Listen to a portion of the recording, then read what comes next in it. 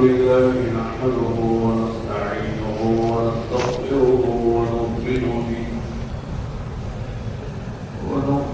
به ونتوكل عليه ونعوذ بالله من شرور أنفسنا ومن سيئات أعمالنا من يهده الله فلا مضل له ومن يضلل فلا هادي له ونشهد أن لا إله إلا الله وحده لا شريك له ونشهد أن سيدنا وشفيعنا وحبيبنا محمدا عبده ورسوله صلى الله عليه وعلى آله وأصحابه وبارك وسلم تسليما كثيرا كثيرا. أما بعد فأعوذ بالله من الشيطان الرجيم. بسم الله الرحمن الرحيم. يا أيها المدثر قم فأنذر وربك فكبر وثيابك فطهر والرجز فاهجر ولا تمنن تستكثر ولربك فاصبر. وقال النبي صلى الله عليه وسلم أنتم على بينة من ربكم ما لم تظهر فيكم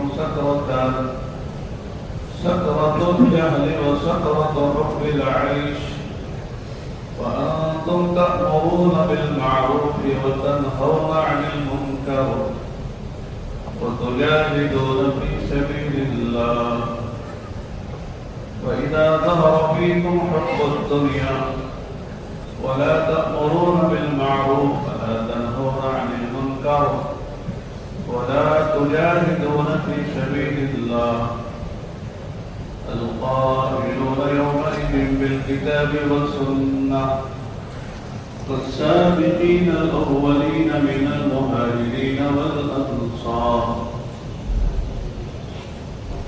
وقال النبي صلى الله عليه وسلم من خاف أدلج ومن أدلج بلغ المنزل ألا إن سلعة الله غالية ألا إن سلعة الله الجنة أو كما قال رسول الله صلى الله عليه وسلم.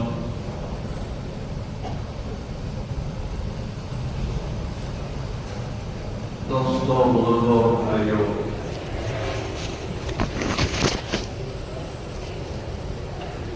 اللہ پاک نے جو دین ہمیں دیا ہے وہ دین اللہ کا پسندیدہ دین ہے.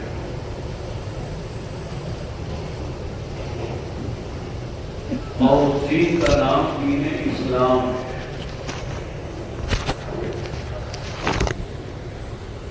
اللہ کا پسندیدہ دین کے معنی یہ ہے کہ تم بھی دین کو پسند کرو.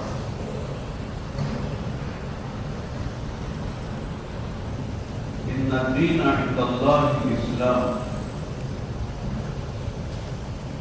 اللہ کے نزدیک دین صرف اسلام ہے. دنیا میں بہت سے ادیان ہیں، مذاہب ہیں. اللہ کو یاد کرنے کے لیے، اللہ کو پوجنے کے لیے، اللہ کی عبادت کے لیے، لیکن ان سارے ادیان میں جو اللہ کو پسندیدہ دین ہے جس کے ذریعے سے اللہ کی عبادت کی جائے، اللہ کی اطاعت کی جائے، اللہ کو راضی کیا جائے، وہ صرف اور صرف دین اسلام ہے.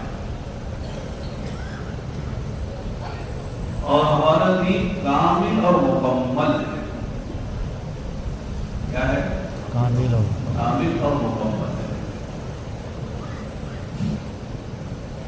ایک انسان کی پیدائش سے لے کر موت تک جتنے مرحلوں سے انسان گزر سکتا ہے انفرادی طور پر، اجتماعی طور پر، وہ سارے مرحلوں میں ہمارا دین ہماری رہنمائی ہے۔ کہیں کوئی نہیں کہہ سکتا کہ صاحب یہ وہ مرحلہ ہے، یہ وہ حال ہے کہ ہاں ہمارے دین نے ہماری رہنمائی نہیں کی ہے۔ ابھی کہیں اور سے پوچھنا پڑے گا، کہیں اور سے لینا پڑے گا، کسی اور کے پاس جانا پڑے گا، ایسا نہیں۔ اگر کسی اور سے پوچھنا ہے، کسی اور سے لینا ہے، کسی اور کے پاس جانا ہے تو دین کامل نہیں ہے، دین مکمل نہیں ہے۔ اس لیے فرمایا اليوم اکملت لکم دینکم واتممت علیکم نعمتی ورضیت لکم الاسلام دینا۔ بخاری شریف میں ایک روایت ہے، کتاب الایمان میں شروع ہی کعب احباب ایک یہود کے بڑے عالم ہیں، حضرت عمر رضی اللہ تعالیٰ عنہ کے زمانے خلافت میں وہ مسلمان ہیں۔ انہوں نے حضرت عمر رضی اللہ عنہ سے عرض کیا، امیر المؤمنین، قرآن کریم میں ایک آیت ہے، اگر وہ آیت ہم یہود کی جماعت پر تورات میں نازل ہوتی تو ہم اس دن کو عید کا دن مانا، یعنی اتنی شاندار ہے، عجیب الشان وہ آیت ہے۔ اگر وہ آیت کریمہ تورات میں ہم یہود کے لیے نازل ہوتی تو ہم اس دن عید کا دن مانا۔ حضرت نے پوچھا وہ کون سی آیت ہے جس کے بارے میں تم یہ کہہ رہے ہو کہ اگر تمہارے اوپر تورات میں نازل ہوتی تو اس کو تم عید کا دن مناتے ہیں؟ انہوں نے یہی آیت پڑھی، اليوم اکملت لکم دینکم واتممت علیکم نعمتی ورضیت لکم الاسلام دینا۔ علماء نے فرمایا کہ انہوں نے آیت کا بھی عجیب انتخاب کیا، جو سارے دین کو شامل ہے اور سارے دین کی تکمیل کی طرف اشارہ کر رہی ہے، بلکہ وضاحت کر رہی ہے۔ اور دین ایک بڑی نعمت ہے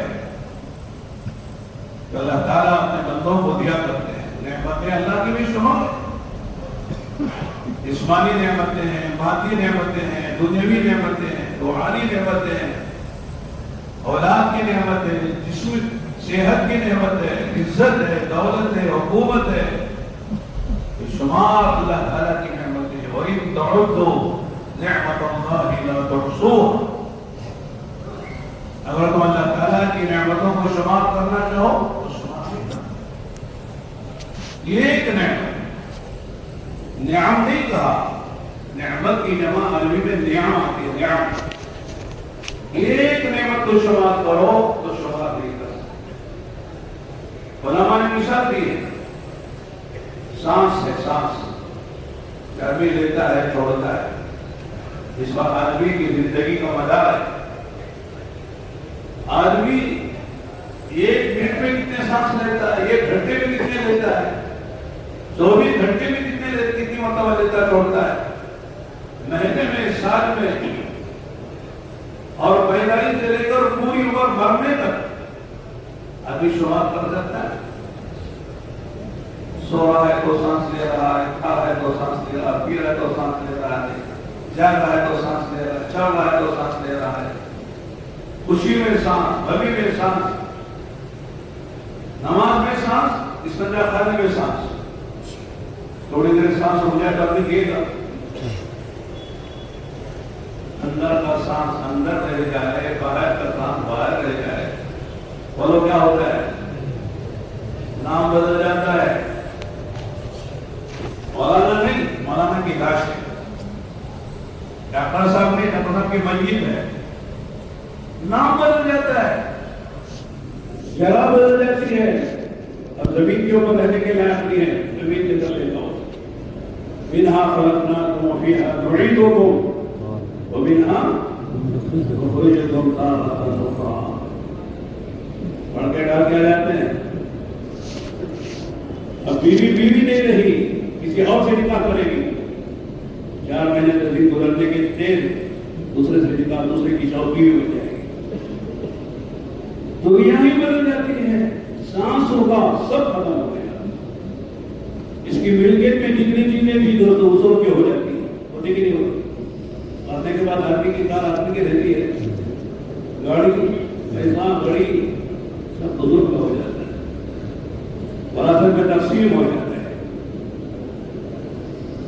تو ایک سانس اتنی بڑی نعمت ہے جس کو آدمی ہر دم لے رہا ہے، چھوڑ رہا ہے، اور جس کے لینے چھوڑنے میں تکلیف ہوتی ہے کہ پتہ بھی نہیں چلتا ہے، لے رہا ہے، چھوڑ رہا ہے، چھوڑ رہا ہے۔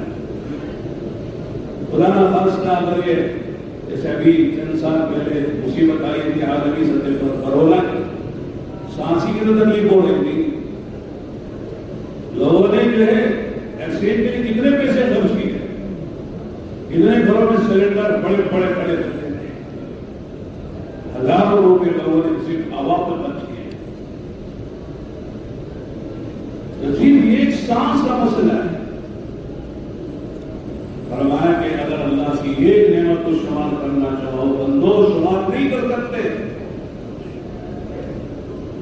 اللہ تعالیٰ فرماتے ہیں اليوم اکملت لکم دینکم واتممت علیکم نعمتی، میری سب سے بڑی نعمت کی میں نے تکمیل کی ہے۔ اب تم عقائد میں کسی اور کے پاس نہیں ہے، عقیدے بھی ہمارے یہاں بیان کیے گئے، عبادتوں کے طریقے بیان کیے گئے ہیں، اخلاق کو کھولا گیا ہے، معاشرت سمجھائی گئی ہے، معاملات کی وضاحت کی گئی ہے، خلوت میں کیسے رہنا، جلوتوں میں کیسے رہنا، غمی میں کیسے رہنا، خوشی میں کیسے رہنا، شادی کیسے کرنا، موت مٹی میں کیا کرنا، بچپن میں کیا کرنا، جوانی میں کیا کرنا، بڑھاپے میں کیا کرنا، سفر میں کیا کرنا، حضر میں کیسے رہنا، بیماریوں میں کیا کرنا، صحت میں کیا کرنا، غنا میں کیا کرنا ہے، فقر میں کیا کرنا ہے، کوئی چیز چھوڑی نہیں، ساری چیزیں بیان۔ جب انہوں نے آیت پڑھی تو حضرت عمر رضی اللہ عنہ نے فرمایا تم عید کی بات کر رہے ہو، اگر یہ آیت تورات میں نازل ہوتی، یہود اس دن کو عید کا دن مناتے، تو فرمایا کہ ہم کو عید منانے کی ضرورت کیا ہے،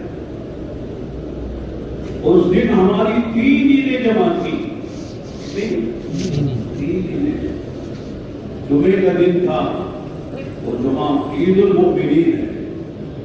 جب اللہ پاک نے یہ آیت ہمارے نبی پر اتاری، حجۃ الوداع کے موقع پر میدان عرفات میں 9 تاریخ ذی الحج کی، یہ حج کا اصل دن ہوتا ہے، الحج عرفہ، حج عرفہ کی حاضری کرنا، حالت احرام میں حاجی حج کی نیت سے احرام باندھ کر عرفات پہنچ گیا، حج حاجی ہو گیا، باقی سب جو اس کے لوازمات ہیں،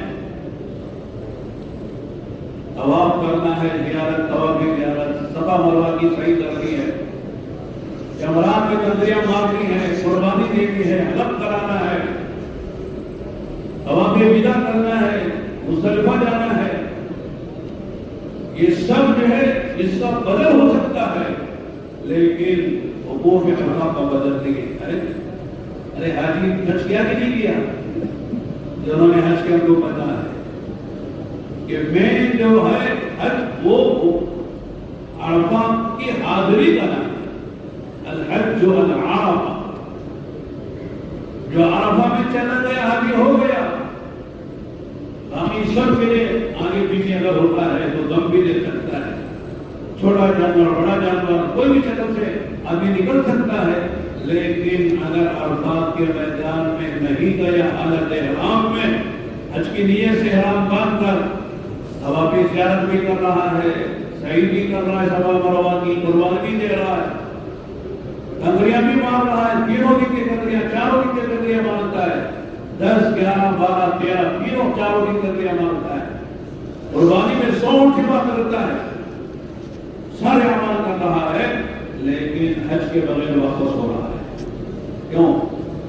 عرفات گیا نہیں، عرفات کو بھی بدل نہیں، اور اصل عرفات کا دن عید کا دن ہے، حاجیوں کے لیے خاص طور سے جو سارے عالم کے حاجی پہنچتے ہیں۔ دوسرے دن ساری دنیا کے لوگ عید کی نماز پڑھتے ہیں، حاجیوں کو پتہ ہی نہیں چلتا عید کب ہوئی، نماز کب ہوئی، پتہ چلتا ہے 10 تاریخ کو سارے حاجی کنکری مارنے میں، قربانی دینے میں، حج کرانے میں اور مکے جا کر طواف زیارت اور جو ہے صفا مروہ کی سعی میں مشغول رہتے ہیں، ان کو پتہ ہی نہیں چلتا کہ صاحب عید کی نماز کب ہوئی، کہاں ہوئی۔ تو عرفہ کا دن اصل عید کا دن ہے، جمعہ بھی عید کا دن ہے، اور مکانی اعتبار سے وہ میدان عرفات ہے۔ عرفات 9 تاریخ ہے، عرفات کا میدان ہے اور جمعے کا دن ہے، لہذا ہم کو الگ سے عید منانے کی ضرورت نہیں ہے۔ اللہ پاک نے خود ہی ہماری عیدیں جمع کر دی، اور عید کے دن میں، جمعے کے دن میدان عرفات میں اللہ تعالیٰ نے یہ آیت کریمہ نازل فرمائی، اليوم اکملت لکم دینکم واتممت علیکم نعمتی ورضیت لکم الاسلام دینا، ورضیت لکم الاسلام دینا، یہ دین میں نے تم کو پسند کر کے دیا ہے۔ اس کا پسند کیا ہمارا تمہارا نبی کا بھی نہیں، اللہ نے پسند کر کے یہ دین اسلام دیا ہے، اور سارے عالم کے انسانوں کی کامیابی کا دار و مدار دین اسلام پر ہے۔ جو اللہ کے دین جس کا نام اسلام ہے اس پر جو چلے گا اللہ پاک اسے یہاں بھی کامیاب کریں گے، اور اصل جو زندگی ہے اس کی تیاری کے لیے اللہ پاک نے اپنے بندوں کو دنیا میں بھیجا ہے، وہ کون سی زندگی ہے؟ بولو، آخرت کی زندگی، وہی تو اصل ہے نا آخرت کی۔ آخرت کی جو لامحدود زندگی ہے، جہاں جوانی ہے، بڑھاپا نہیں ہے، جہاں صحتیں ہیں، بیماریاں نہیں ہیں، جہاں راحتیں ہیں، پریشانیاں نہیں ہیں، اور جہاں زندگی ہے، موت نہیں ہے۔ وہ زندگی کی کامیابی بھی اسی دین اسلام پر موقوف ہے۔ جو دنیا میں دین اسلام لے کر جائے گا وہ قبر میں بھی کامیاب ہے، اور برزخ میں بھی وہ کامیاب ہے، میدان قیامت میں بھی وہ کامیاب ہے، اور کامیابی کی جو جگہ ہے اصل جس کا نام جنت ہے وہ وہاں بھی کامیاب، جنت میں داخل ہو گئے۔ کل نفس ذائقۃ الموت وإنما توفون أجوركم يوم القيامة فمن زحزح عن النار وأدخل الجنة فقد فاز وما الحياة الدنيا إلا متاع الغرور۔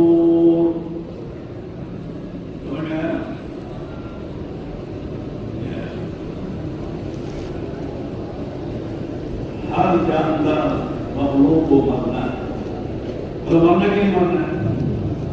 اگر کسی کو نہیں مرنا ہے تو تبلیغ کی ضرورت نہیں ہے۔ چلو مرنا بھی ہے لیکن اٹھنا بھی ہے تو تبلیغ کی ضرورت نہیں ہے۔ اٹھنا بھی ہے لیکن حساب کتاب بھی ہے تب بھی ہے تبلیغ کی ضرورت نہیں ہے۔ حساب کتاب ہے لیکن جنت جہنم کا مسئلہ نہیں ہے تب بھی تبلیغ کی ضرورت نہیں ہے۔ اس لیے کہ مرنا ہے، مرنے کے بعد اٹھنا ہے، اور اٹھائے جانے کے بعد حساب کتاب ہے، اور حساب کتاب کے بعد 2 ٹھکانوں میں سے ایک ٹھکانا ہے، وہ جنت یا تیسرا ٹھکانا وہاں پر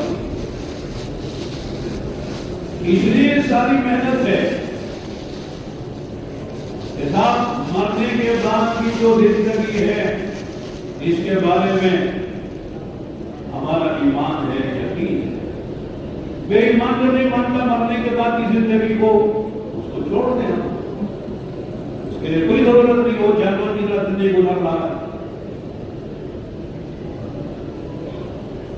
وَلَقَدْ ذَرَأْنَا لِجَهَنَّمَ كَثِيرًا مِنَ الْجِنِّ وَالْإِنسِ لَهُمْ قُلُوبٌ لَا يَفْقَهُونَ بِهَا وَلَهُمْ أَعْيُنٌ لَا يُبْصِرُونَ بِهَا وَلَهُمْ آذَانٌ لَا يَسْمَعُونَ بِهَا أُولَئِكَ كَالْأَنْعَامِ بَلْ هُمْ أَضَلُّ۔ اللہ فرماتے ہیں ہم نے بہت سے انسان اور جنات کو پیدا کیا ہے جہنم کے لیے، اس کے لیے یعنی معاد کا انجام کا وہ اپنے اعمال سے، اپنا عقائد سے، اپنی صفات سے انہوں نے اپنے بارے میں خود طے کر لیا کہ ہم کو جہنم میں جانا ہے۔ انجام بتا رہے اللہ تعالیٰ، یعنی کہ جب اللہ تعالیٰ کا مقصد یہ تھا کہ وہ جہنم میں ڈالنا ہے، بلکہ وہ ایسے اعمال کریں گے، ایسے اخلاق کے ساتھ زندگی گزاریں گے اور ایسے عقائد کے ساتھ زندگی گزاریں گے کہ ان کا انجام جہنم ہے۔ آگے بتایا لَهُمْ قُلُوبٌ لَا يَفْقَهُونَ بِهَا، سینوں میں دل ہے، سمجھتے ہیں، دنیا کو بہت سمجھتے ہیں، يَعْلَمُونَ ظَاهِرَ الْحَيَاةِ الدُّنْيَا وَهُمْ عَنِ الْآخِرَةِ غَافِلُونَ۔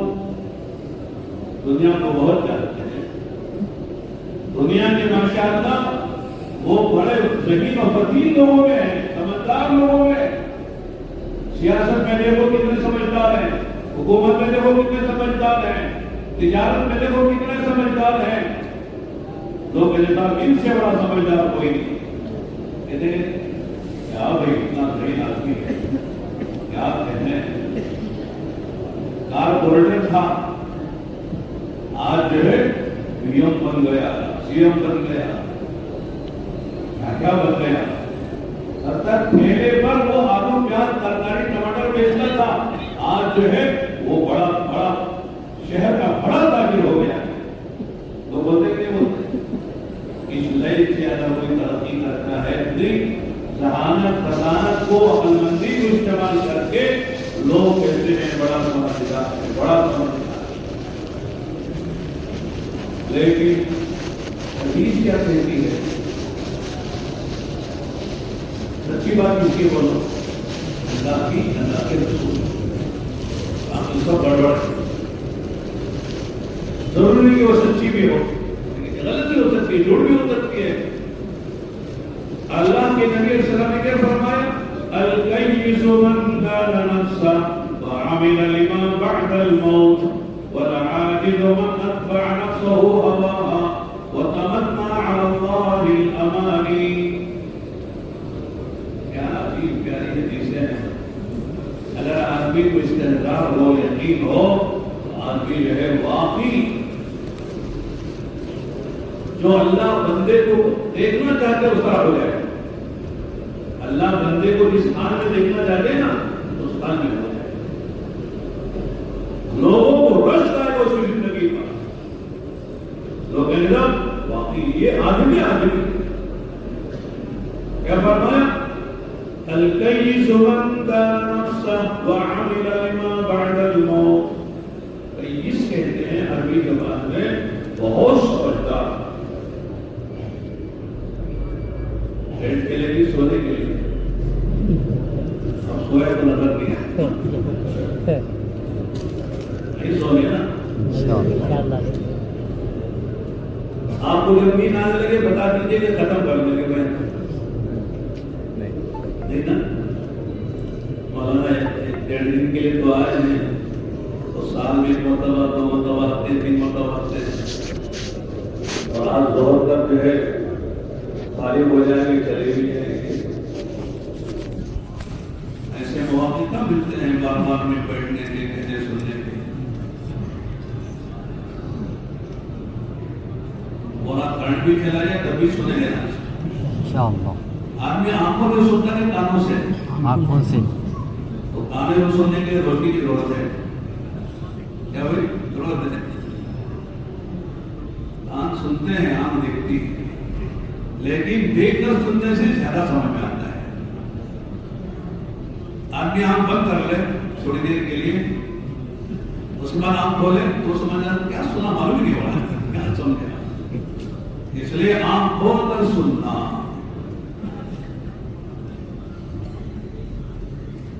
अल-कैस मन दान नफ्सा, ये वो आदमी समझदार है, अक्लमंद है, होशमंद है।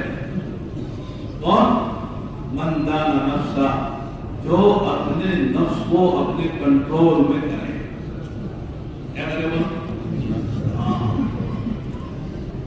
एक बीच में हदीस सुनाता हूं, काम आएगी, अमलन जिंदगी में लाएंगे तो हमें से हर आदमी की जरूरत पूरी होगी।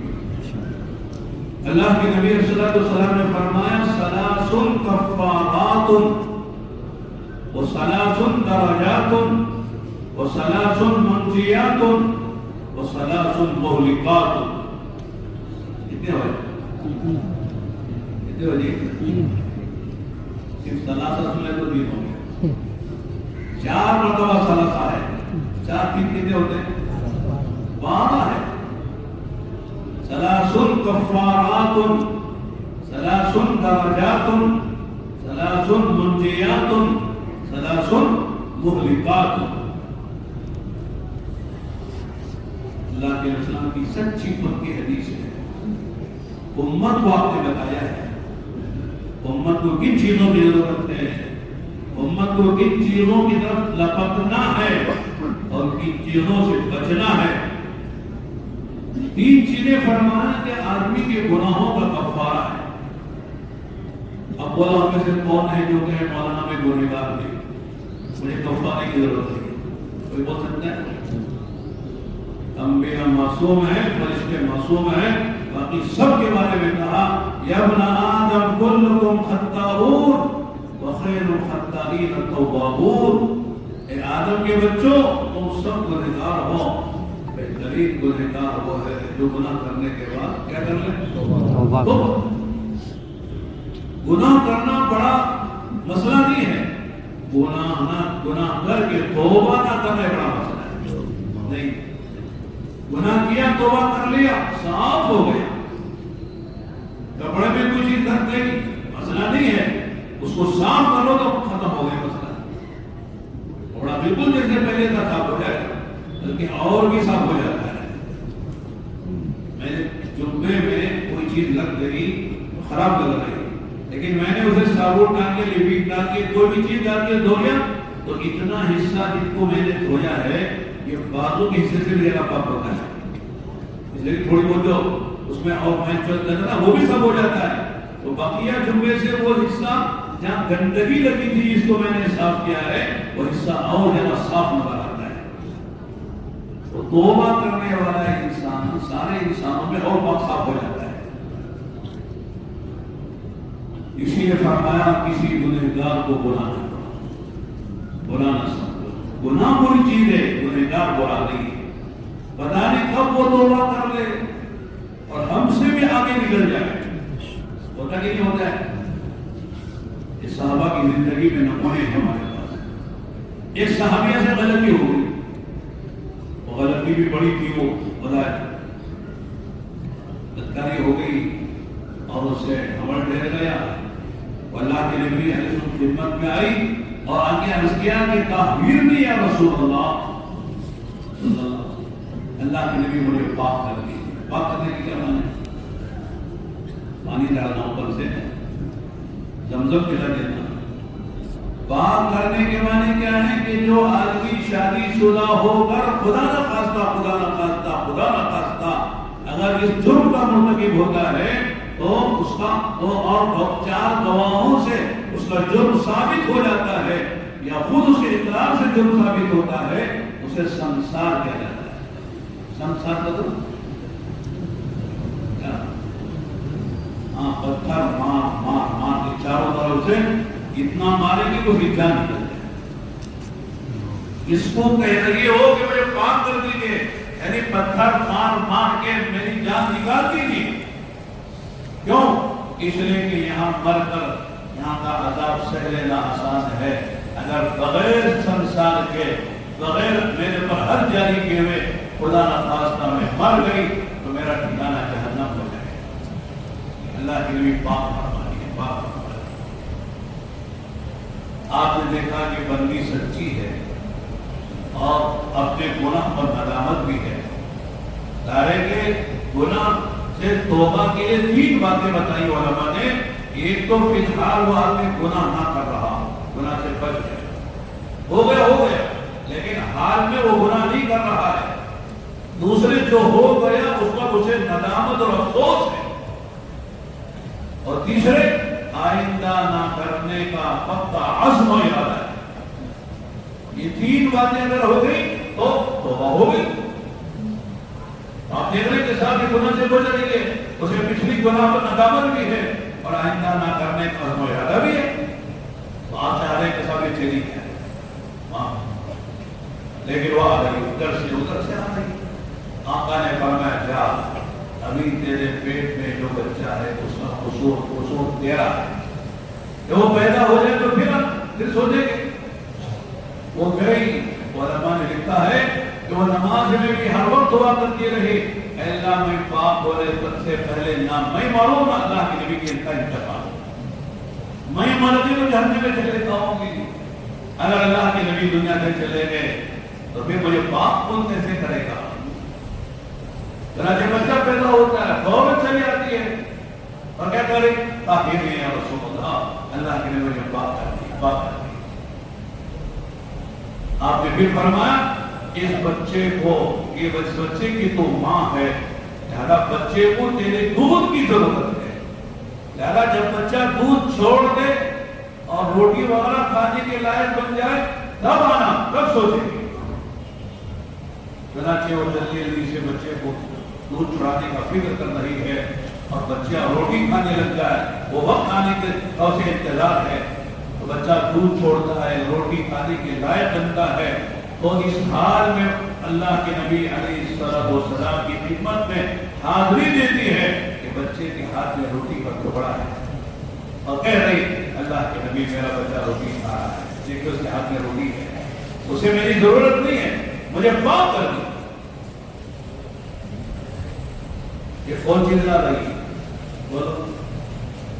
اتنی بڑی سزا کے لیے اور جان دینے کے لیے، اور جان چھپی کے لیے ایسا نہیں کہ صاحب قتل کر کے جان نکل گئی، بلکہ ماریں گے پتھر مار کے آدھا بدن زمین میں گاڑیں گے اور پتھر چاروں طرف سے ماریں گے اور پتھر کھاتے خون کے فوارے نکلتے اس کی جان خدا کے راہ میں، خدا کے پاس چلی جائے. یہ کون چیز لا رہی بولو بھائی؟ اللہ کا ڈر ہے. کیا ہے بولو؟ اللہ کا ڈر ہے. اس لیے علماء نے فرمایا کہ اللہ کا ڈر ہی بندے کو اللہ کی نافرمانی سے بچا سکتا ہے. اندر کا جو خوف ہے کوئی نہیں دیکھ رہا ہے. کون دیکھ رہا ہے؟ اللہ دیکھ رہا ہے. یہی ہماری دعوت ہے. اللہ کے ساتھ عالی کا یقین ایسے آ جائے کہ سب ہر جگہ اللہ اللہ ہی سمجھ جائے، اللہ ہی نظر آتا ہو. آدمی کی ہمت نہ ہو کوئی گناہ کر لے، کوئی انسان نہ دیکھے تو گناہ کر لیتا ہے. لیکن اگر آدمی کو احساس ہو کہ فلاں بچہ مجھے دیکھ رہا ہے، گناہ کرے گا؟ چھوٹا تو بچہ ہے، گناہ نہیں کرتا. ایسے جو بچہ دیکھ رہا کہ سنا دے گا، نقل کر دے گا، بتا دے گا. یہاں تک کہ اگر آدمی گناہ کر رہا ہے، ہوا کی وجہ سے کھڑکی یا دروازہ یا پردہ ہل رہا ہے تو ڈر جاتا ہے. کوئی آ رہا ہے تو دیکھ رہا ہے. آواز آئی کھڑکی کی، آواز آئی دروازے کی، آواز آئی پردے کے ہلنے کی تو آدمی گناہ سے رک جاتا ہے. لیکن عجیب بات ہے، اللہ تعالیٰ کی ذات، اللہ نے اپنا تعارف کراتے فرمایا اللہ لا الہ الا هو الحی القیوم لا تأخذه سنة ولا نوم. کیا فرمایا؟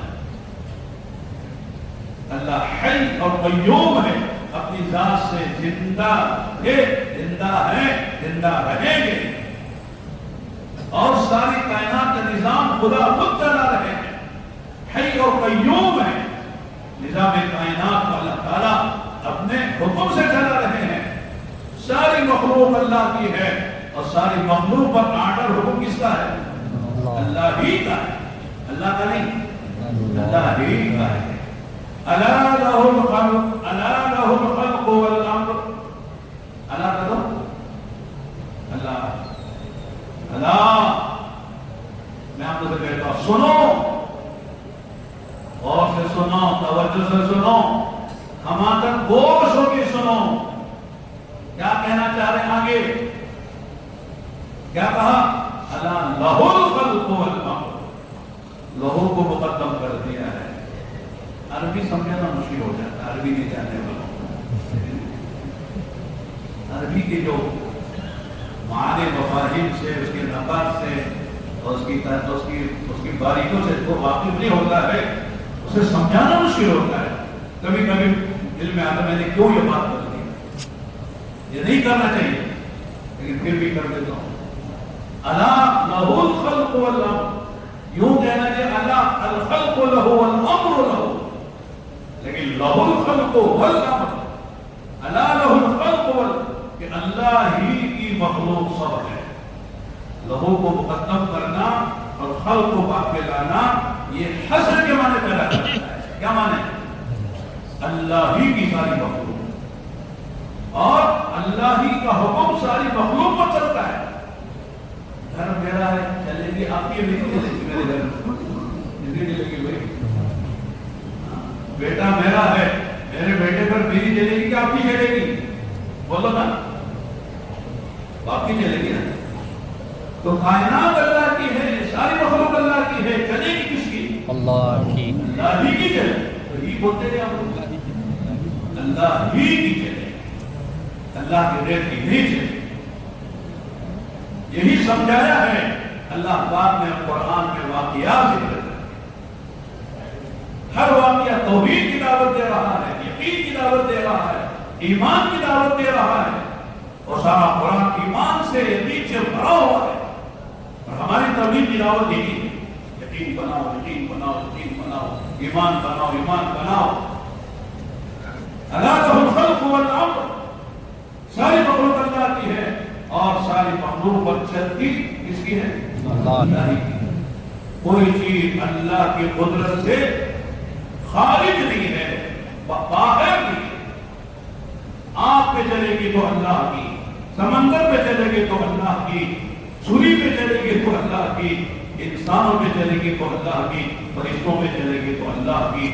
کوئی مخلوق اللہ تعالیٰ کی قدرت سے اور اللہ کے حکم سے باہر نہیں۔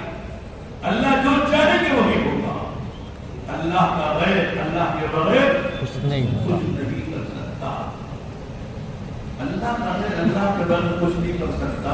میں کچھ کر سکتا ہوں، میں بھی تو اللہ کا غیر ہوں نہیں، اللہ کا غیر سب ہے نا، اللہ کے علاوہ جتنی چیزیں اللہ کا غیر ہے وہ سب مخلوق ہے، مخلوق کے ہاتھ میں کچھ نہیں۔ جب آدمی کو یقین ہو جائے کہ صاحب سب کچھ کرنے والا اللہ کی ذات، تو میں کہہ رہا تھا اللہ کا ڈر آدمی کو جو ہے اللہ کی نافرمانی سے بچاتا ہے۔ خلوت ہو، جلوت ہو، دن کا اجالا ہو، رات کا اندھیرا ہو، مسجد کا ماحول ہو، بازار کا ماحول ہو، غم ہو یا خوشی ہو، جوانی ہو یا بڑھاپا ہو، ہر حال میں بندے کو جو چیز اللہ کی نافرمانی سے بچاتی ہے وہ کیا ہے؟ اس لیے فرمایا انما یخشی اللہ من عبادہ العلماء، انما تو یہاں بھی بتاتا ہوں انما میں حسر کے لیے، یعنی اللہ سے صحیح معنوں میں ڈرنے والے کون ہیں؟ اللہ کو جاننے والے۔ عالم کسے کہتے ہیں؟ اللہ کو جاننے والا، اللہ کی مرضیات کو جاننے والا، اللہ کی شریعت کو جاننے والا، اللہ کے احکام کو جاننے والا، اللہ کے اوامر و نواہی کو جاننے والا، مقصد حیات کو جاننے والا، معاد و معاش کو جاننے والا، دنیا میں آنے کے مقصد کو جاننے والا، وہ کون ہے؟ عالم وہی عالم، یہاں بھی بولنا پڑا وہی عالم. انما یخشی اللہ من عباده العلماء. تو جو اللہ کو جانتا ہے وہ اللہ سے ڈرے گا، جو اللہ سے ڈرے گا وہ اللہ کی نافرمانی سے بچے گا. اللہ کی نافرمانی سے کون بچے گا؟ جو اللہ کو جانتا ہے. اور اللہ کو جانتا کون؟ جو اللہ سے ڈرتا ہے. اور اللہ سے کون ڈرتا ہے؟ بولو، جو اللہ کو جانتا ہے. تو اللہ کا خوف بڑی چیز ہے. اس نے فرمایا بات پتہ نہیں کہاں میری چیزیں جاتی ہیں. یہ چیزیں بیان کر رہا تھا کیا نہیں کیا سلاسل کفارات یاد رکھنا اس کو اور کوشش کرنا کہ اللہ یہ چیزیں ہم کو نصیب فرمائے. آمین. جو تبلیغ میں صرف بولنا نہیں ہے، بولنا تو وبال ہے. بولنے والا بڑے خطرے میں ہے. لوگ سمجھتے ہیں تبلیغ میں بولنے والا ہی مبلغ اعظم ہے، داعی اعظم ہے. ارے بولنے والا خطرے میں ہے کہ نہیں؟ اس لیے کہ بولنے والے سے سب مسافہ کرتے، معانقہ کرتے، اور بولنے والے کو تو ماشاءاللہ کیا بات کوئی بھی ماشاءاللہ مزہ آ گیا. اور جو کیا کہ تنہائی میں بیچارہ پکا رہا ہے، دھوئے میں آنکھیں مل رہا ہے، اور یہ ہاتھ کالے کر رہا، کپڑے کالے کر رہا ہے، اور پکا پکا کے خدمت کر کے کھلا، اسے کوئی جانتا ہے؟ کوئی نہیں جانتا ہے. بلکہ الٹا کہے کہ آگے پکے تو کچا پکا، اس کا پکے تو وہ نہیں تمہارا خدمت دیا تو بولتے نہیں بولتے. بیچارہ زندگی میں پکایا نہیں، خدمت آگی پکا رہا ہے، اور کسا اسے حضرت کو بیچارے نے پکا کے دیا، اور اس پر تانے الگ ہے. کیسے دے پکایا؟ کتنا گوشت بیکار کر دیا، کتنا شاندار چاول ہے پھر کچا پکا کر دیا. تو آدمی تانے الگ دیتا ہے خدمت کرنے والے کو، اور بیان کرنے والے کو ماشاء اللہ سبحان اللہ الحمدللہ کیا بیان کیا بھائی، مزہ آ گیا. تو بیان کرنے والے سننے والے تو خوش ہوتے ہیں، لیکن جو کر رہا ہے بڑے خطرے میں جاتا ہے. اس لیے میں سناتا ہوں حضرت مولانا سعید احمد خان صاحب رحمۃ اللہ علیہ کی بات سنی ہے. حضرت کو دیکھا ہے، نام تو سنا ہے نا. کیا شخصیت تھی، اللہ نے کیا مقام کیا تھا، کتنا کام لیا. عربوں میں مقبول و محبوب تھے، عرب ان کے عاشق تھے، جان چھڑکتے تھے. اور جان آتی کسی پہ چھڑکتا ہے تو کچھ ہوگا تبھی تو چھڑکتا ہے، ایسی تھوڑی چھڑک دے گا. اللہ نے ان کو خوبیاں عطا فرمائی. ایک عالم نے بڑی اچھی بات کہی حضرت سہولتیہ میں. انہوں نے کہا کہ میں نے بڑے بڑے یقین والوں کو دیکھا ہے، بڑے بڑے علم والوں کو دیکھا ہے، اخلاص والوں کو دیکھا ہے، ذکر والوں کو دیکھا ہے، قربانی والوں کو دیکھا ہے، لیکن اخلاق والوں کو نہیں دیکھا. کیا نہیں دیکھا؟ اخلاق والوں کو نہیں دیکھا. اگلا جملہ انہوں نے کہا اگر میں نے حضرت مولانا سعید احمد خان صاحب کی صحبت میں رہ کر مہینوں اگر میں نے ان کو نہ دیکھا ہوتا تو نبی کے اخلاق کو سمجھ نہیں سکتا تھا. پڑھا ہے لیکن عملت دیکھنے کی جو اللہ نے مجھے سعادت دی ہے، حضرت مولانا سعید احمد خان صاحب رحمۃ اللہ علیہ کی زندگی کو دیکھ کر سمجھ میں آیا کہ نبی کے اخلاق کیسے ہوتے ہیں. ایک نبی کے امتی کے اخلاق ہیں، جو 15ویں صدی کا انسان ہے اس کے یہ اخلاق ہیں، تو نبی کے کیا اخلاق ہوتے ہیں. انک لعلی خلق عظیم. اخلاق کی سواری ہے، اس سواری پر سوار ہونے والے ہمارے نبی کے اخلاق. انک لعلی خلق عظیم. بڑی توقع، بڑی عاجزی، بڑی اتصالی، بڑی مہمان نوازی. معلوم نہیں ہوتا اتنا بڑا علامہ عالم ہے، اتنا بڑا داعی ہے، ہم جیسے طلبہ کے سامنے بیٹھے جاتے ہیں. بیچ جانا، تواضع اختیار کرنا، عاجزی اختیار کرنا، اور ہر ایک کا اکرام کرنا، یہ حضرت کی خصوصی صفت تھی، یہ داعی کی صفت ہوا کرتی ہے. تو حضرت نے بڑا فرمایا کہ دیکھو بیان ایک زہر ہے، زہر کھانے والا ختم ہے کہ نہیں، لیکن بعض بیماری ایسی ہوتی ہے جس میں دوا زہر کھلانا بھی پڑ جاتا ہے. نہیں، بعض بیماری ایسی ہوتی ہیں جس میں دوا کے ساتھ زہر ملا کے دیتے ہیں تب اس کو شفا ہوتی ہے. تو بیان زہر ہے تو اس کا تریاق کیا ہے؟ لیس داء الا له دواء. ہر بیماری کی دوا ہے کہ نہیں؟ کبھی معلوم ہوگی دوا، کبھی معلوم نہیں ہوتی ہے. اس کا انکشاف ہوتا ہے، کبھی نہیں ہوتا ہے، لیکن اللہ نے جہاں بیماری پیدا کی ہے وہاں اس کی دوا بھی پیدا کی ہے۔ فرمایا کہ ہر زہر کا تریاق ہے، تو بیان زہر ہے تو زہر کا تریاق کیا ہے؟ مجبوری میں کھانا پڑتا ہے۔ اگر بیان ترغیب ہے، اور ترغیب کیوں ہوتی ہے؟ تشکیل کے لیے ہوتی ہے، جیسے انشاءاللہ بھی ہوگی نہیں، ترغیب ہوتی ہے برائے تشکیل، جیسے وضو ہوتا ہے برائے نماز، دعوت ہوتی ہے برائے عبادت نہیں، ولہذا وضو کے بغیر نماز نہیں ہوتی ہے، ترغیب کے بغیر تشکیل نہیں ہوتی ہے، اس لیے ترغیب دینی پڑتی ہے، گھنٹے کا بیان کرنا پڑتا ہے۔ تو حضرت فرمایا کہ ترغیب ہمارے ضروری ہے، اس کے لیے بیان ہے، اور بیان کے بعد تشکیل ہے، تو لہذا آدمی کو جب بیان کرنا ہے تو تریاق استعمال کرے۔ کیا تریاق؟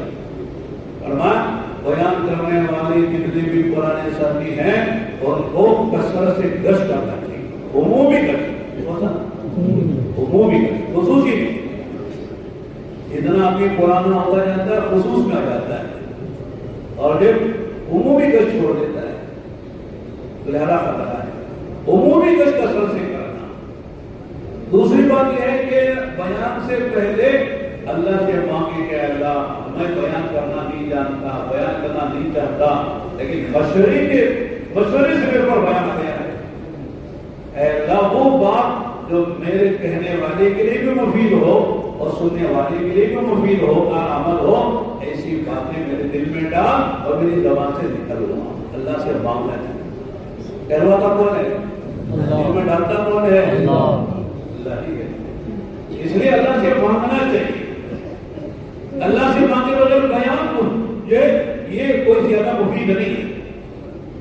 آدمی اپنے علم کے بل بوتے پر، صلاحیت کے بل بوتے پر اور اپنی معلومات کے بل بوتے پر بیان کرے کہ مجھے بیان کرنا آتا ہے اور لوگوں کو رلانا بھی آتا ہے، لوگوں کو ہنسانا بھی آتا ہے، تو بیان کرنا میرے بائیں ہاتھ کا کھیل ہے، یہ سوچ کر بیان کرے گا وقتی طور پر تو کچھ ہو جائے گا، ہنسنا رونا، لیکن جو مقصود ہے وہ حاصل نہیں ہوگا۔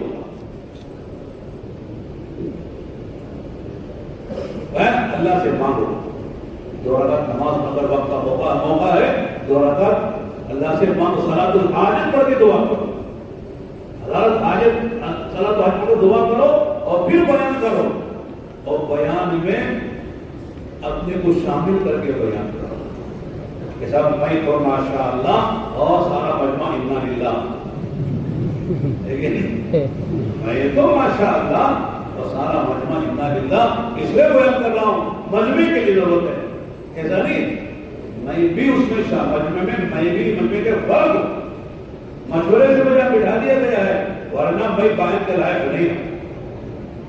یہ سوچ کر اپنے کو شامل کر کے بیان کرے، یہ سب ہم سب کی ضرورت ہے، اور بیان کے بعد تشکیل بھی کرنا۔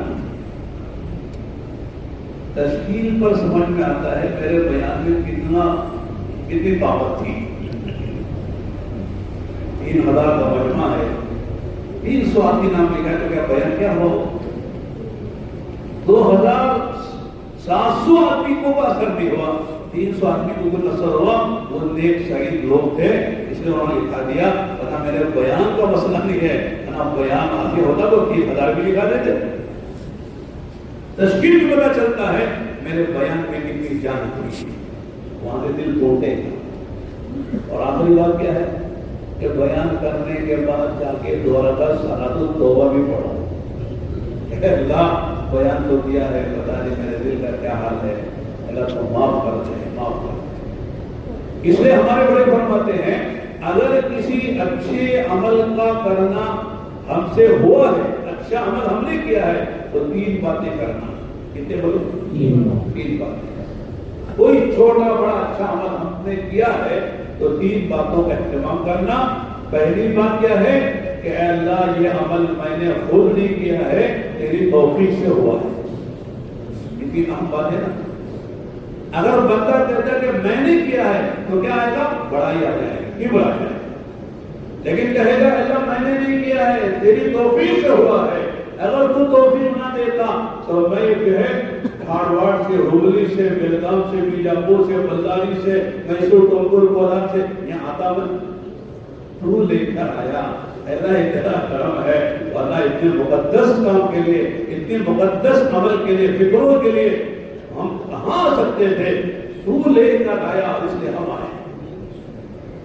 तो जो अमल बंदा करे उसमें जब बंदे के दिल का इस्तेहसार हो, अल्लाह तेरा करम है, तेरा शुक्र है, तेरा एहसान है, तेरी तौफीक है, मैं मुझसे अमल हुआ है, हो रहा है, तो बंदे के अंदर जो मनफी पहलू है, नेगेटिव, वो नहीं आएगा। मैंने किया, ये सबसे बड़ी मुसीबत है। हमने किया, हमारे माल से हुआ, हमारी राय से हुआ, हमारे बयान से हुआ, हमारी कुर्बानी से हुआ। आदमी सब आदमी के करने के बाद सब किया कराया सब बर्बाद हो जाता है। अल्लाह भी यही कहते हैं। अब बंदा कहता है अल्लाह मैंने नहीं किया, अल्लाह कहते तू नहीं किया। जब बंदा कहता मैं नहीं किया तो कहते तूने क्या किया? नहीं, अरे अल्लाह को तो बात की बात है, लेकिन यहां भी देखो, अगर आप कहते मैं नहीं किया तो कहते क्या जीने किया होगी ना, इन्हें कह रखो, इसे क्या होता है? अगर कहता मैंने नहीं किया, कहते भाई आपने किया, आप माशाल्लाह।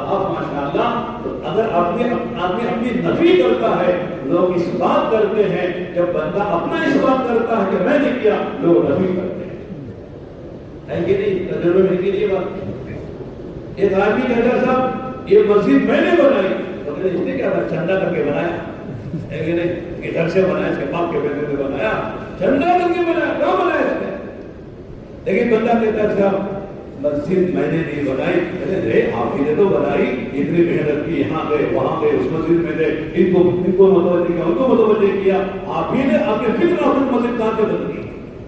तो आदमी जब अपनी नफी करता है, लोग इस बात करेंगे आपने किया। जब बंदा कहता है मैंने किया, तो लोग कहते तुमने क्या किया, तुम्हारे से क्या हो, तुम्हारी हैसियत क्या है? यही बात समझने की है। जब बंदा कहता मैंने नहीं किया, अल्लाह कहते बंदे तूने किया। जब बंदा कहता मैंने किया, अल्लाह कहते तूने क्या किया? तेरे पास क्या करने के लिए ताकत हमने दी है, हाथों में पकड़ने की, पैरों में चलने की, आंखों में देखने की, जबान में बोलने की, कानों में सुनने की, पैसा हमने दिया, ताकत हमने दी, और तौफीक हमने दी। तूने क्या किया? तो पहली बात क्या आज करनी है, क्या कहनी है? बोलो, अल्लाह की तौफीक से। तो फिर इंशाअल्लाह उसका जो मनफी पहलू था, नेगेटिव, वो खत्म हो जाता है। आदमी के अंदर बड़ाई नहीं आती, तकब्बुर नहीं होता, अना नहीं आती। अना जब आती है तो आदमी फना हो जाता है। अना जब आई तो फना हो गया। जब अना को फना किया तो इंशाअल्लाह कबूल हो गया। पता क्या? अना को फना करो तो कबूल हो जाओगे, अगर तुमने अना किया तो फना हो जाओगे। ये उसूल है, पहली बात। और दूसरी बात ये फरमाई कि आदमी के लिए अमल का हो जाना काफी नहीं है। अमल के होने के बाद दूसरी जो उससे अहम चीज है, वो अमल का इंदल्लाह कबूल होना है। छोटा अमल भी हो गया कबूल, बड़ा बन जाएगा। बड़े से बड़ा अमल है, कबूल नहीं हुआ, उसके यहाँ अल्लाह क्या कोई कीमत नहीं। अल्लाह ताला फरमाते वक़दिमना इला मा अमिलू मिन अमलिन वजअलनाहु हबाअन मंसूरा। अल्लाह फरमाते वक़दिमना इला मा अमिलू मिन अमलिन, लोगों ने बड़े बड़े अमल किए, उनके अमल की तरफ हमने तवज्जो डाली तो अमल काबिल कबूल नहीं था, इसलिए हमने उसे हवा मंसूरा कर दिया। उड़ती गुबार धूल की तरह बना। गुबार की कोई कीमत है? लगे तो भटकते आग भी नहीं लगाते, यूं भटक के निकालते हैं। कोई कीमत है गुबार की, धूल की, मिट्टी की। हम इस तरह से बेकीमत बना के छोड़ देते हैं, इसलिए कि अमल काबिल कबूल नहीं है। काबिल कबूल क्यों नहीं है? इसलिए कि अमल तो किया है, लेकिन गैरुल्लाह की खुशनूदी के लिए किया है, गैरुल्लाह को राजी करने के लिए किया है, या गैरुल्लाह को हासिल करने के लिए किया है।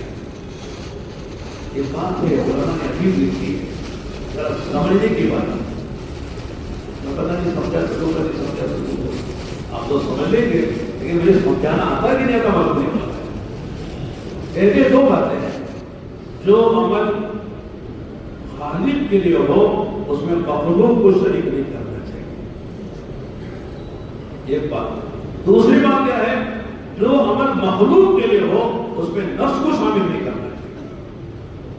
بڑی پتے کی بات علماء نے لکھی ہے، خالق کے لیے عمل ہے اس میں مخلوق کو شریک نہ کرو، ورنہ اللہ کہیں گے عمل تو کیا ہمارا، اور جو ہے تم نے نیت کی مخلوق کو راضی کرنے کی، مخلوق سے کچھ لینے کی، اس لیے عمل بہت اچھا تھا تمہارا، تمہاری نیت کی خرابی کی وجہ سے اس عمل پر ہمارے پاس تمہارے لیے کوئی اجر و ثواب نہیں، جن کو راضی کرنے کے لیے کیا ہے انہیں سے جا کے مانگو۔ اس لیے فرمایا ایک طرح شرک کے جلی ہوتا ہے، ایک شرک خفی ہوتا ہے۔ شرک کی جلی یہ ہے کہ اللہ کے علاوہ آدمی کسی غیر اللہ کی عبادت کرے، یہ معاف نہیں۔ ان اللہ لا یغفر ان یشرک بہ ویغفر ما دون ذلک لمن یشاء۔ کیا فرمایا کہ اللہ تعالیٰ جو ہے شرک کو معاف نہیں، ان اللہ لا یغفر ان یشرک بہ، اللہ کی ذات میں، اللہ کی صفات میں، اللہ کی عبادت میں اگر اللہ کے غیر کو خالق کی عبادت میں مخلوق کو شریک کر لیا، اس کو شرک جلی کہتے ہیں، بڑا شرک ہے، اللہ اس کو ہرگز معاف نہیں کرے۔ یہاں تک کہ اگر نبی اپنے مشرک باپ کی اگر سفارش کرے گا، اللہ کہ ہم تمہاری سفارش قبول نہیں کریں۔ ابراہیم علیہ السلام اپنے باپ مشرک باپ کے لیے تڑپ رہے ہیں، لیکن اللہ نے کہا نبی کو اجازت بھی نہیں ہے کہ وہ اپنے مشرک باپ کے لیے سفارش کرے۔ کسی ایمان والے کی کوئی اجازت نہیں ہے کہ اپنے مشرک اشراروں کے لیے سفارش کرے۔ حضرت نوح علیہ السلام اپنے مشرک بیٹے کی سفارش کر رہے ہیں کہ اللہ میرا بیٹا ہے، یہ میرا اہل میں سے ہے، میرا خاندان کا ہے، میرا سلمی بیٹا ہے، حقیقی بیٹا ہے، کوئی لے بالغ نہیں ہے، متبنہ نہیں ہے، میرا حقیقی بیٹا ہے۔ اے اللہ اس کو کامیاب کر دے، اللہ اس کو نجات دے۔ کیا بات؟ انہو لیس من اہلک، عجیب جملہ ہے، علماء نے ترجمہ کیا ہے اے نوح جو ہمارا نہیں ہے وہ تمہارا کیسے ہو گیا؟ مشرک ہمارا نہیں ہے وہ تمہارا کیسے ہو گیا؟ بیٹا ہے اپنی جگہ، لیکن جو ہمارا نہیں، موحد نہیں ہے، مشرک ہے، وہ ہمارا نہیں ہے، وہ تمہارا بھی نہیں ہو سکتا ہے۔ کیا کہہ رہے ہیں؟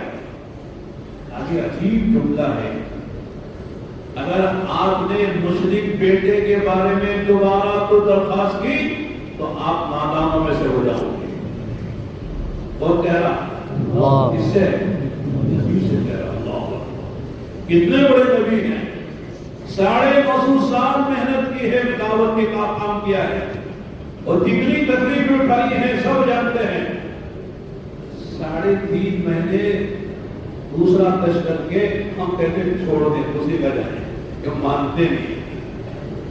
نوح علیہ السلام 250 سال دعوت دے رہے، 250 سال، اور قوم اس کا جواب کیا دے رہی؟ کبھی پاگل کہہ رہی، کبھی کاہن کہہ رہی، کبھی جو ہے سبھی کہہ رہی، اور کبھی پتھر سے مار رہی ہے، کبھی ٹوٹ رہی ہے۔ کس طرح نوح علیہ السلام کے ساتھ قوم نے برتاؤ کیا؟ ایسے نبی سے کہا جا رہا ہے جو اللہ کا کام کر رہا ہے، اللہ کے لیے کر رہا ہے۔ اگر آپ نے اپنے بیٹے مشرک بیٹے کے بارے میں آگے پر پوچھا، ہم جو ہے آپ کو آپ نادانوں میں سے ہو جائیں۔ کیا مطلب ہے؟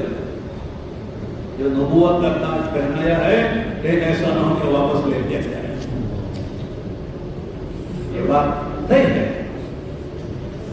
اللہ تعالیٰ جس بندے کو جو نعمت دیتے ہیں، روحانی، دینی، اخروی، وہ نعمت اللہ تعالیٰ اگر ناراض ہوتے تو چھین بھی لیتے ہیں، یہاں تک کہ ولایت چھوڑا چھین لیتے ہیں، علم چھین لیتے ہیں، قرآن سینے سے نکال لیتے ہیں، لیکن نبوت اللہ نے کسی نبی کی واپس نہیں کی۔ جسے نبی بنا دیا وہ نبی ہی ہے، اور نبی ہی کی حیثیت سے قیامت میں اٹھے گا۔ کسی نبی کی نبوت کا جو تاج اللہ نے پہنایا ہے، اللہ نے کبھی واپس نہیں لیا۔ وہ اللہ جانتے ہیں میرا نبی بننے کے لائق کون ہے، اس لیے نبی کو مصطفیٰ کہتے ہیں، نبی کو مصطفیٰ کہتے ہیں، نبی کو مختار کہتے ہیں۔ نبی جو ہے وہ اللہ کے تمام بندوں میں سب سے منتخب بندے، اللہ کے مقبول محبوب بندے ہوتے ہیں۔ غرض یہ بتانا چاہ رہا تھا کہ مشرک کی معافی نہیں، اس کے علاوہ جتنے گناہ ہیں اللہ چاہے تو معاف کر دے۔ ان اللہ لا یغفر ان یشرک بہ ویغفر ما دون ذلک لمن یشاء۔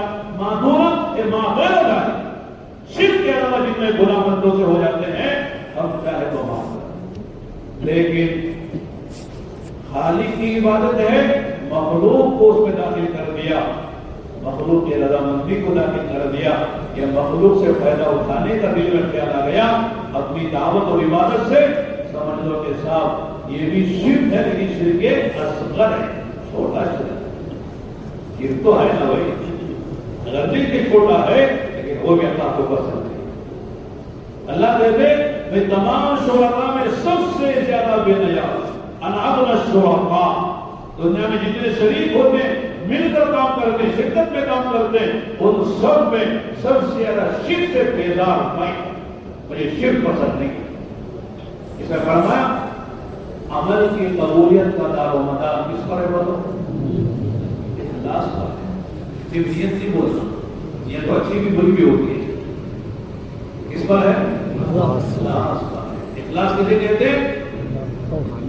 اللہ راضی ہو جائے اور کچھ نہیں چاہتے، نہ کسی شخصیت کو راضی کرنا ہے، نہ کسی سے کوئی فائدہ اٹھانا ہے، نہ مال چاہنا ہے، نہ جاہ چاہنا ہے، نہ مقام چاہنا ہے، کرنا کہ اللہ کے لیے کرنا ہے اور تاکہ اللہ راضی ہو جائے، اور اللہ راضی ہو گیا تو اصل جو میری زندگی آخرت کی ہے خدا بنا دے، یہی ہے اور کوئی مقصد۔ چلو تبلیغ میں اللہ انہی سے کام لیتے ہیں جو مخلص ہوتے ہیں، جو اخلاص سے عاری اور خالی ہوتے ہیں، وہ ہدایت کی شراب نہیں بن سکتے۔ خود ہی کوئی ہدایت نہیں، دوسروں کا ہدایت نہیں، خود ہی کوئی ہدایت نہیں ہے، اس لیے کہ کام کریں اللہ کا، غیر اللہ سے چاہ رہے ہیں، مال چاہ رہے ہیں، مقام چاہ رہے ہیں، تو کیسے دوسروں کی ہدایت کا سبب بنے گی؟ اس لیے تین باتیں آتی ہیں حدیث میں کہ کیا فرمایا؟ کونوا مصابیح الہدی، کیا فرمایا؟ ابھی وہ 12 باتیں یاد ہیں، یاد دلانا، 12 نہیں بنے گے آپ انشاءاللہ، جتنا وقت ہے مشورے دیتے ہیں اسی میں بات ختم ہو جائے گی۔ کیا فرمایا؟ کونوا مصابیح الہدی، ہدایت کے چراغ، اس کے گھر کے مسجد کے چراغ، ہدایت کے چراغ بنو۔ ہدایت کے چراغ کون ہے؟ المخلصون هم مصابیح الہدی، مخلصین جو ہے وہ ہدایت کا چراغ، سب کرتے ہیں قربانی جان کی، مال کی، صلاحیتوں کی، وقت کی، لیکن کسی سے کچھ نہیں چاہتے، یہ مخلص ہے، اللہ کے لیے کرنا ہے۔ کام کس کا؟ اللہ۔ لینا کس سے؟ اللہ۔ اللہ سے راضی کسے کرنا؟ اللہ۔ مسئلہ ختم ہو گیا، کام کس کا کر رہے ہیں اس کو راضی بھی کرنا ہے، اور لینا جو کچھ ہے اسی سے لینا ہے، دنیا میں ملے نہ ملے آخرت کو تو ملنا ہی ملنا ہے انشاءاللہ۔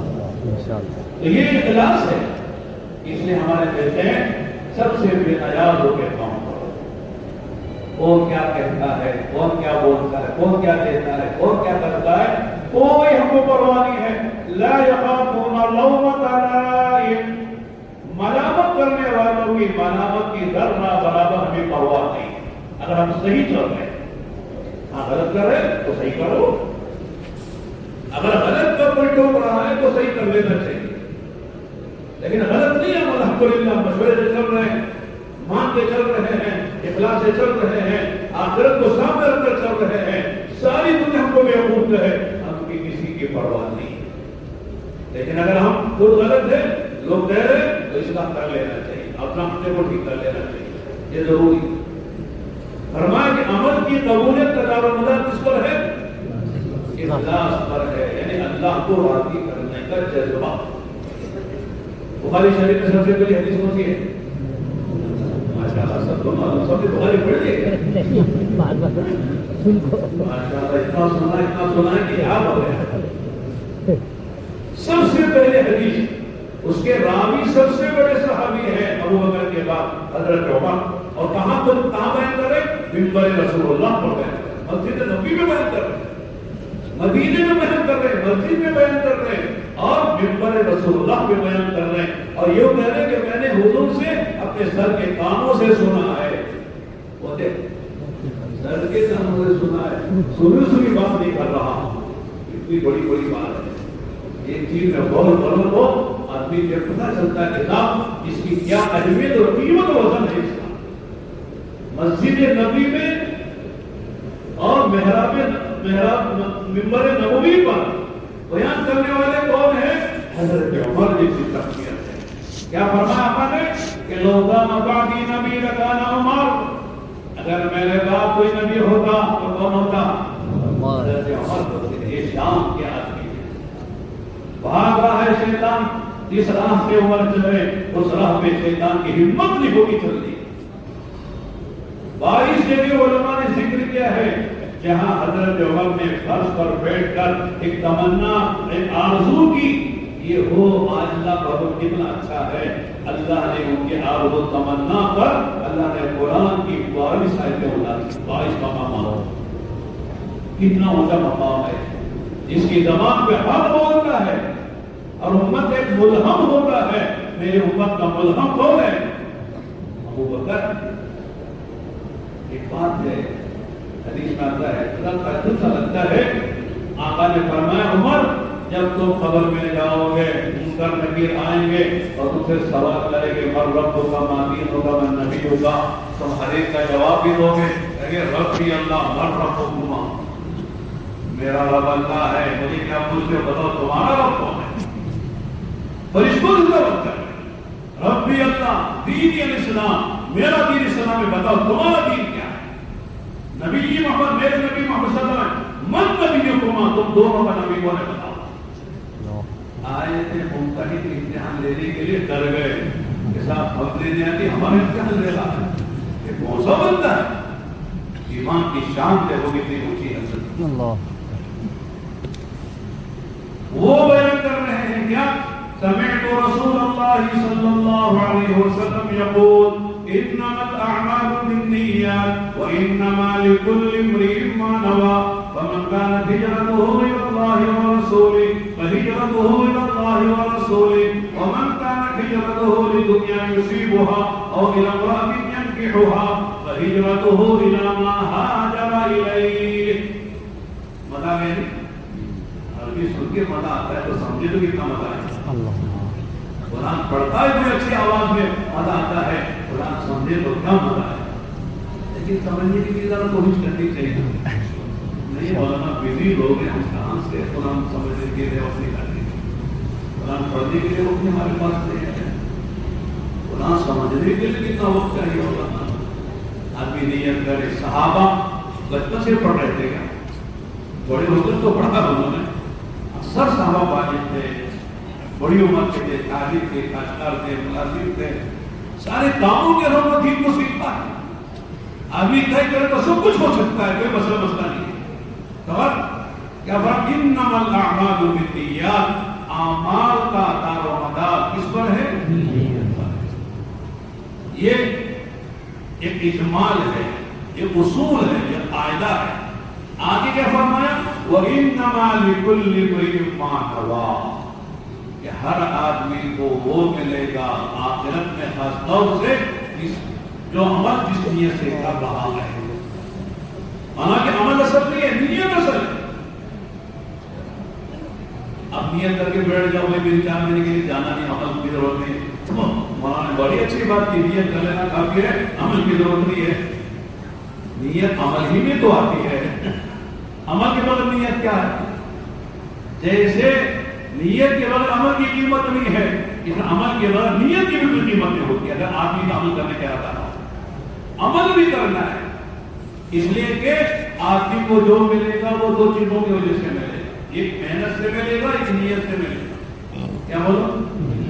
ہاں، دونوں باتیں ہیں۔ قرآن سے ثابت ہے کہ حدیث ہے جو میں نے آپ کے سامنے پڑھی وَأَن لَيْسَ لِلْإِنسَانِ إِلَّا مَا سَعَى وَأَنَّ سَعْيَهُ سَوْفَ يُرَى ثُمَّ يُجْزَاهُ الْجَزَاءَ الْأَوْفَى.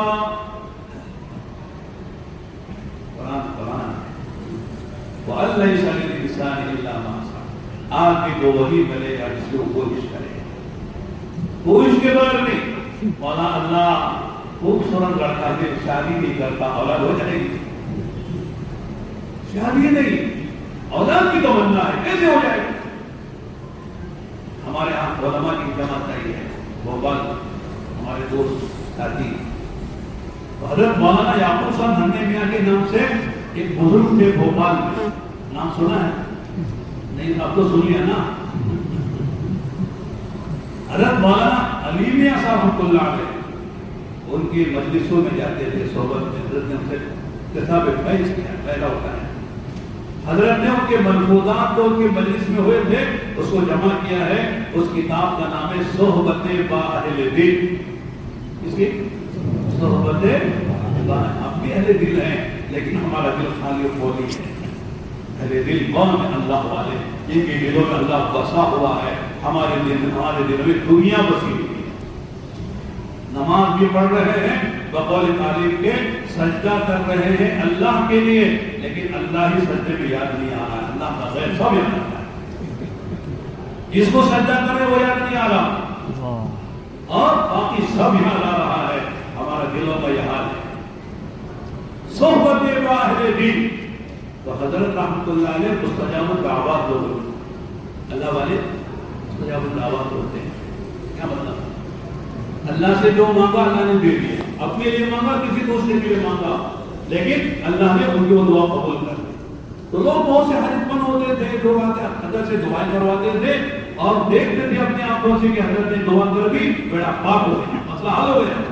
مقدمے میں پھنسے ہوئے تھے مقدمے میں دعا کرائی اللہ نے مقدمے سے باہر نکالا. بیماریاں تھیں بیماری سے صحت میں ایک نوجوان آیا حضرت دعا کر دیجیے اللہ تعالیٰ مجھے نہیں بولا. دو 4-6 مہینے تو گزر گئے پھر آگے درخواست کی حضرت نے پھر دعا. حضرت سمجھے کے صاحب ابھی دیر ہے 1-1.5 سال کے بعد پھر آیا 2 سال کے بعد تقریباً دعا کر دیجیے مجھے اتنے سال ہے. حضرت کو ڈاؤٹ ہوا ڈاؤٹ کرا صبح بڑے 2 سال سے دعا کرا اب تک اس کو بچہ ہی نہیں ہو. حضرت نے خدا کے کان میں شادی ہو گئی. شادی کتنے بڑے ہو بات چیت چل رہی ہے. ایسے بھی ہوتے ہیں من آدمی ماشاء اللہ شادی نہیں ہوئی بات چیت چل رہی ہے دعا دعا دعا کرا. بھائی نیت کرو تو کچھ اس کی محنت بھی تو کرو نا. عمل کچھ نہیں ہے صرف تمنا آرزو ہے اس میں کچھ نہیں ہوتا ہے. آدمی کو کچھ پانا ہے تو کچھ کرنا ہے ہاتھ پیر مارنا ہے اور کرنے والے اللہ ہے. اسباب اختیار کرو اسباب میں تاثیر ڈالنے والے اللہ کی ذات ہے. اسباب ہی نہیں آپ کے پاس آپ یہ اور کہتے ہیں اللہ تاثیر ڈالتا ہے اسباب میں. اسباب نہیں آپ کے پاس جو سبب ہے اس کو اختیار کرو. اس لیے ہمارے جو کہتے ہیں نا ترک اسباب کا نام توکل نہیں ہے. کیا بول ترک اسباب کا نام توکل نہیں ہے بلکہ تعطل ہے. کیا ہے بولو تعطل ہے. ہمارے اسباب چھوڑنے کی دعوت نہیں ہے. اسباب اختیار کرو جو تمہارے بس میں ہیں اور پھر کہنا سبب میں کچھ نہیں ہے اثر ڈالنے والی تیری ذات ہے. اللہ میرے بس میں جو تھا تیرا حکم کے مطابق میں نے سبب اختیار کیا ہے. اللہ اس سبب میں اثر ڈالنے اس لیے کہ اثر ڈالنے والی تیری ہی ذات ہے تب جا کے کام بنے گا. تو آدمی کو وہ ملے گا جس کی محنت کرے گا. وَلَيْسَ لِلْإِنسَانِ إِلَّا مَا سَعَى وَأَنَّ سَعْيَهُ سَوْفَ يُرَى. اس کی کوشش سعی محنت کا بدو دکھائی جائے گی. وَأَنَّ سَعْيَهُ ثُمَّ يُجْزَاهُ الْجَزَاءَ الْأَوْفَى. اور پورا اس کے عمل کا بدلہ اسے ملے گا. ان آیتوں سے کیا پتہ چلا؟ آدمی کو جو ملے گا اس کی محنت سے ملے گا. محنت کرنی پڑے گی. دنیا اللہ نے محنت کی جگہ بنایا ہے. محنت کی جگہ کیا ہے؟ دنیا قبر ہے. قبر سودی کی جگہ ہے. اللہ کرے دنیا میں کام کریں گے. جو آدمی تھکتا ہے اسی کو راحت کی ضرورت ہے. جو جاگتا ہے نا محنت میں اسی کو کہتے سو جا بیٹا بہت تھک گیا ہے. تو محنت کر کے جو بندہ دنیا سے جائے گا عالم برزخ میں جب تک قیامت نہیں آئے گی اللہ کہے کہ نم نم قدومت العروس سو جا سو جا سو جا سو جا. یہ دلہن سوتی ہے. دلہن کو کبھی کھانا پکانا ہوتا ہے, جھاڑو دینا ہوتا ہے, کپڑے دھونا ہوتا ہے. سوتے رہو کھاتے رہو اور اپنے محبوب سے باتیں کرتے رہو. جب وہ جگہ ہے جاؤ اس کا جگانا بھی اس کو اچھا لگتا ہے. وہ جگاتا ہے دلہن کو سسرا ساس شوہر جگاتا ہے. نام تنوع العروس سو جگہ دلہن سوتی ہے. تو قبر سونے کی جگہ ہے, دنیا کام کی جگہ ہے, اور عیش کی جگہ جنت ہے. کیا بولو عیش کی جگہ دنیا میں آدمی عیش نہیں کر سکتا. کیوں؟ سب کچھ ہے مولانا. شوگر ہے, آم کا زمانہ آیا چلا گیا, آم نہیں کھایا شوگر بڑھتی ہے. یہ تو کھا کے بڑھتی ہے, یہ بغیر کھائے کے بھی بڑھتی ہے. آم آیا چلا گیا, آم تھا ہر جگہ, آم تھا لیکن آم چلا گیا, میری شوگر بڑھ گئی. لیکن میں کھا لیتا ہوں, مجھے شوگر ہے نہیں کھاتا ہوں, بڑھنے ہو جاتا ہے. لیکن نہیں کھاتے بڑھتی ہے. جب نہیں کھا کے بڑھے تو کھا کے بڑھے, بڑھنا ہی بڑھتا ہے اسے. تو نہیں کھا کے بڑھ رہے تو کھا کے بڑھتا ہے, بڑھا تو لے لے. تو آدمی کے پاس سب کچھ ہے, بیماریاں ہیں, کھانے نہیں, تندرستی, بڑھاپا آ گیا, کچھ نہیں کر سکتا ہے. کیا کرے گا بڑھاپے میں؟ صرف دیکھتا رہے گا, کچھ نہیں کر سکتا. دنیا عیش کی جگہ نہیں ہے, کام کی جگہ ہے, اور جنت عیش کی جگہ, مزے کا. یہ قرآن کہہ رہا ہے وَلَكُمْ فِيهَا مَا تَشْتَهِي أَنفُسُكُمْ وَلَكُمْ فِيهَا مَا تَدَّعُونَ نُزُلًا مِّنْ غَفُورٍ رَّحِيمٍ. یہ تو قرآن پڑھتے تھے تو مزہ آتا ہے. میرا جی چاہتا ہے کہ ہمارے سب ساتھی قرآن کا احساس سمجھیں. آمین آمین. قرآن پڑھے تو مزہ آتا ہے. وَلَكُمْ فِيهَا يَا أَهْلَ الْجَنَّةِ إِنَّ لَكُمْ فِي الْجَنَّةِ ما تريدون وما تشتهون وما تدعون جميع الاشياء لكم من المأكولات والمشروبات والملبوسات والمركوبات والمسكونات. رہنے کو جو چاہو گے, کھانے کو جو چاہو گے, پینے کو جو چاہو گے, پہننے کو جو چاہو گے, جو تمہاری خواہشیں ہیں وہ سب پوری کریں گے. کون کرتا ہے؟ اللہ. بنگلور والے آپ لوگ کی زیارت کرتے ہیں لیکن جیسے آپ کی شان نہیں کر سکتے. کیا جی روٹی کھلانے چاول کھلا رہے روٹی نہیں, گوشت کھلا رہے مچھلی نہیں, مچھلی ہے چاول گوشت نہیں. بڑے کا کھلاتے ہم چھوٹے کا کھاتے ہیں لیکن ہم چھوٹے لوگ ہیں, یہ بڑا بڑا کھلاتے ہیں بڑے لوگوں کا. کچھ نہ کچھ ہوتا ہے, اتنا پورا نہیں ہو سکتا, اس لیے کہ ہمارے بس میں نہیں ہے ہر مہمان کو خوش کرنا. لیکن اللہ میزبان ہوں گے اور اہل جنت اللہ کے مہمان ہوں گے. اللہ کن فیکون کی طاقت رکھتے ہیں. اللہ کے لیے کوئی چیز ناممکن محال نہیں ہے. اللہ جب جو چاہیں گے جیسے چاہیں گے, اللہ کا وجود ہی, اللہ کا ارادہ ہی وجود ہے, اللہ کا ارادہ ہی بنا ہے. اللہ کیسے مہمانی کریں گے وہاں جا کے دیکھیں گے. انشاءاللہ کام کر لیں گے, کام کر لیں گے, وہاں جا کے مزے اٹھائیں گے. اور آج جو محنت کرے گا اسی کو ذرا سونے کی ضرورت ہے. قبر میں سونا وہاں ہے, یعنی سونا ہے.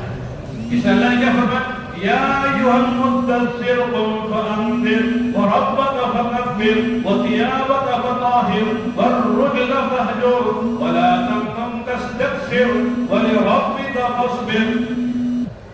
ہر انسان کے بعد سورہ علق کے اترنے کے بعد بیچ میں یہ فترہ ہے, اس کو کہتے ہیں وہی نہیں آئی. 3 سال تک تقریباً یہ بھی قول ہے, 2.5 سال کا بھی قول ہے اور 2 سال کا بھی قول ہے, جتنے بھی اقوال ہوں گے.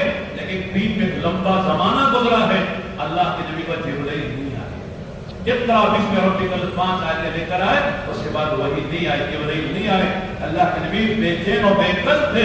پھر جب آیتیں اتری ہیں, یہ سورہ مدثر کی ابتدائی آیتیں اتری ہیں, یا ایھا المدثر, اے کمبلی اوڑھنے والے اٹھ جائیے.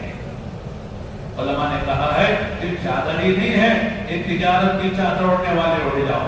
ملازمت کی چادر اوڑھنے والے اڑ جاؤ، خواہشات کی چادر اوڑھنے والے اڑ جاؤ، دنیا کی چادریں اوڑھ کر سونے والے اڑ جاؤ، اب کام کا وقت ہے، کام کرو۔ قم فانذر، پہلا کام کیا ہے؟ لوگوں کو آگاہ کرو۔ لوگوں کو آگاہ کون کرے گا؟ جو خود آگاہ ہوگا۔ نہیں، لوگوں کو کون ڈرائے گا؟ جو خود ڈرے گا نا۔ خود نہیں ڈرتا، لوگوں کو ڈرائے گا، ڈرا سکتا ہے وہ۔ خود پتا ہے کہ ساری زندگی ہے آنے والی، اصل زندگی ہے، موت ہے، موت ماں بدل موت میں بڑے بڑے حالات سے گزرنا ہے، صراط سے گزرنا ہے، اور یہ نام اعمال ہاتھ میں دیا جانا ہے، وہاں نفسی نفسی کا عالم ہوگا، قیامت کا منظر ہوگا، اللہ اور بندے کے درمیان میں کوئی ترجمان نہیں ہوگا، اللہ براہ راست ہر بندے سے پوچھیں گے کہ کیا پوچھیں گے؟ لا تزال قدم ابن آدم یوم القیامہ حتی یسأل عن خمس، عن عمره فيما فنى وعن شبابه فيما بلى وعن ماله من أين اكتسبه وفيما انفقه وعن علمه ماذا عمل فيه۔ عمر کہاں لگائی، جوانی کہاں کمائی، مال کہاں سے کمایا، مال کہاں خرچ کیا، دین کا جو علم تھا اور عمل کتنا کیا۔ یہ مجھ سے بھی سوال، آپ سے بھی سوال، ہر ابن آدم سے سوال ہوگا، امیر سے بھی، غریب سے بھی، دیہاتی سے بھی، شہری سے بھی، عالم سے بھی، غیر عالم سے بھی، اسی طرح مرد سے بھی، عورت سے بھی، جوان بوڑھے سے، ہر ایک سے اللہ کب تک یہ سوال کا جواب یہ لیں گے؟ بندہ قیامت کے میدان سے اس کے قدم ہٹ نہیں سکتے۔ یہ ہے قیامت کا منظر، ہر ایک کو جواب دینا پڑے گا۔ اس نے فرمایا کہ اصل زندگی تو مرنے کی بات کی ہے، اس لیے لوگوں کیا کر رہے ہو، کہاں جا رہے ہو، کیا سوچ رہے ہو، کیا کر رہے ہو؟ اڑ جاؤ، الآخرت کی تیاری کرو۔ انتظار کے معنی علماء لکھتے ہیں کہ آنے والے خدشے سے آگاہ کرنا۔ کہتے ہیں نا وہ راستہ نہیں جانا، وہاں سانپ ہے، وہ راستہ نہیں جانا، وہاں جو ہے شیر ہے، وہاں ڈاکو ہے، اور آدمی لڑ جاتا ہے، آدمی کا مان چھپ جاتا ہے، وہاں سے ذرا بچ کے اپنی تیاری کے ساتھ جانا ہے تو تیاری کے ساتھ جانا، راہ بدل کے جانا، راستہ بدل کے جانا۔ وہ ہمارے میاں جی محراب صاحب رحمۃ اللہ علیہ کے ساتھ ہمارا چیلہ لگا، جب ہم سال لگا رہے تھے 1985-86 کی بات ہے، کتنے سال ہو گئے؟ 40 ہو گئے۔ چیلہ حضرت کے ساتھ بنگلہ دیش میں لگا، قاری ظہیر صاحب رحمۃ اللہ علیہ اور میاں جی محراب صاحب رحمۃ اللہ علیہ۔ میرا سال لگ رہا تھا تو میری قسمت جان گئی، ان دو بزرگوں کے ساتھ مجھے بنگلہ دیش بھیج دیا گیا، جاؤ ان کے ساتھ جا کے مدارس میں، علماء میں یہ جماعت جائے گی تو ان کے ساتھ خادم بن جاؤ۔ میاں جی محراب صاحب رحمۃ اللہ علیہ کی عجیب باتیں ہوتی تھی، اور حضرت جی مولانا الیاس صاحب رحمۃ اللہ کی باتوں کو منوعاً نقل کرتے تھے، جیسے سنا اسی الفاظ میں نقل کرتے۔ وہی مطلب کہنے لگے کہ مولانا الیاس صاحب نے فرمایا کرتے تھے، لوگوں آخرت کوئی نانی اماں کا گھر نہیں ہے۔ کیا بولو؟ نانی اماں گھر میں یعنی نوازی جا کے آزاد ہو جاتے ہیں، وہ دیکھ نہیں ہوتے، نانی کچھ نہیں بولتی، نانا کچھ نہیں بولتے، امی بھی اب کچھ نہیں بولتی کہ نانا نانی کے لحاظ میں، ابا بھی نہیں بولیں گے نانا نانی کے لحاظ میں، اب کچھ چھلے اڑاؤ، مزے بھی مزے ہیں، کہ نانی اماں کا گھر نہیں ہے، نہیں، وہاں بڑے مرحلوں سے گزرنا ہے۔ پہلی مسئلہ آخرت میں جانے کے لیے موت سے گزرنا ہے، نہیں موت کتنی سخت چیز ہے، آسان ہے موت۔ مرنے والا اگر جو ہے وہ تکلیف اس کو بیان کرے تو کوئی آدمی جینا نہ چاہے، مرنا بھی نہ چاہے، جینا بھی نہ چاہے۔ کہتے ہیں کہ اس کو اتنی تکلیف ہوتی ہے، اس کی رگ رگ سے، ریشے ریشے سے، بدن کے ہر جز سے جب اس کی روح نکالی جاتی ہے تو اتنا بے بس ہو جاتا ہے، اسے ہلنا مشکل ہے، ورنہ بھاگ جاتا، جنگلوں میں بھاگ جاتا، کتنی تکلیف اسے ہوتی ہے، لیکن اس کے تمام ریشے ریشے میں اس کی روح نکل رہی ہوتی ہے، اس لیے اسے ہلنا بھی مشکل ہوتا ہے۔ ہم دیکھنے والے سمجھ نہیں پاتے، روح رگ رگ سے نکالی جائے، رگ رگ سے روح نکالی جائے، اس سے گزرنا ہر ایک کو ہے۔ اس نے کہتے کفا بالموت واعظا، کفا بالموت واعظا، کہتے سب سے بڑا واعظ، سب سے بڑا ناصح، سب سے بڑی نصیحت کرنے والا کون ہے؟ وہ موت ہے۔ اللہ کے نبی علیہ السلام کے اکثر مواعظ میں، نصیحتوں میں، آپ کے خطبات میں اور خاصاً جمعے کے خطبات میں اللہ کے نبی صلی اللہ علیہ وسلم موت کو یاد کرتے ہیں۔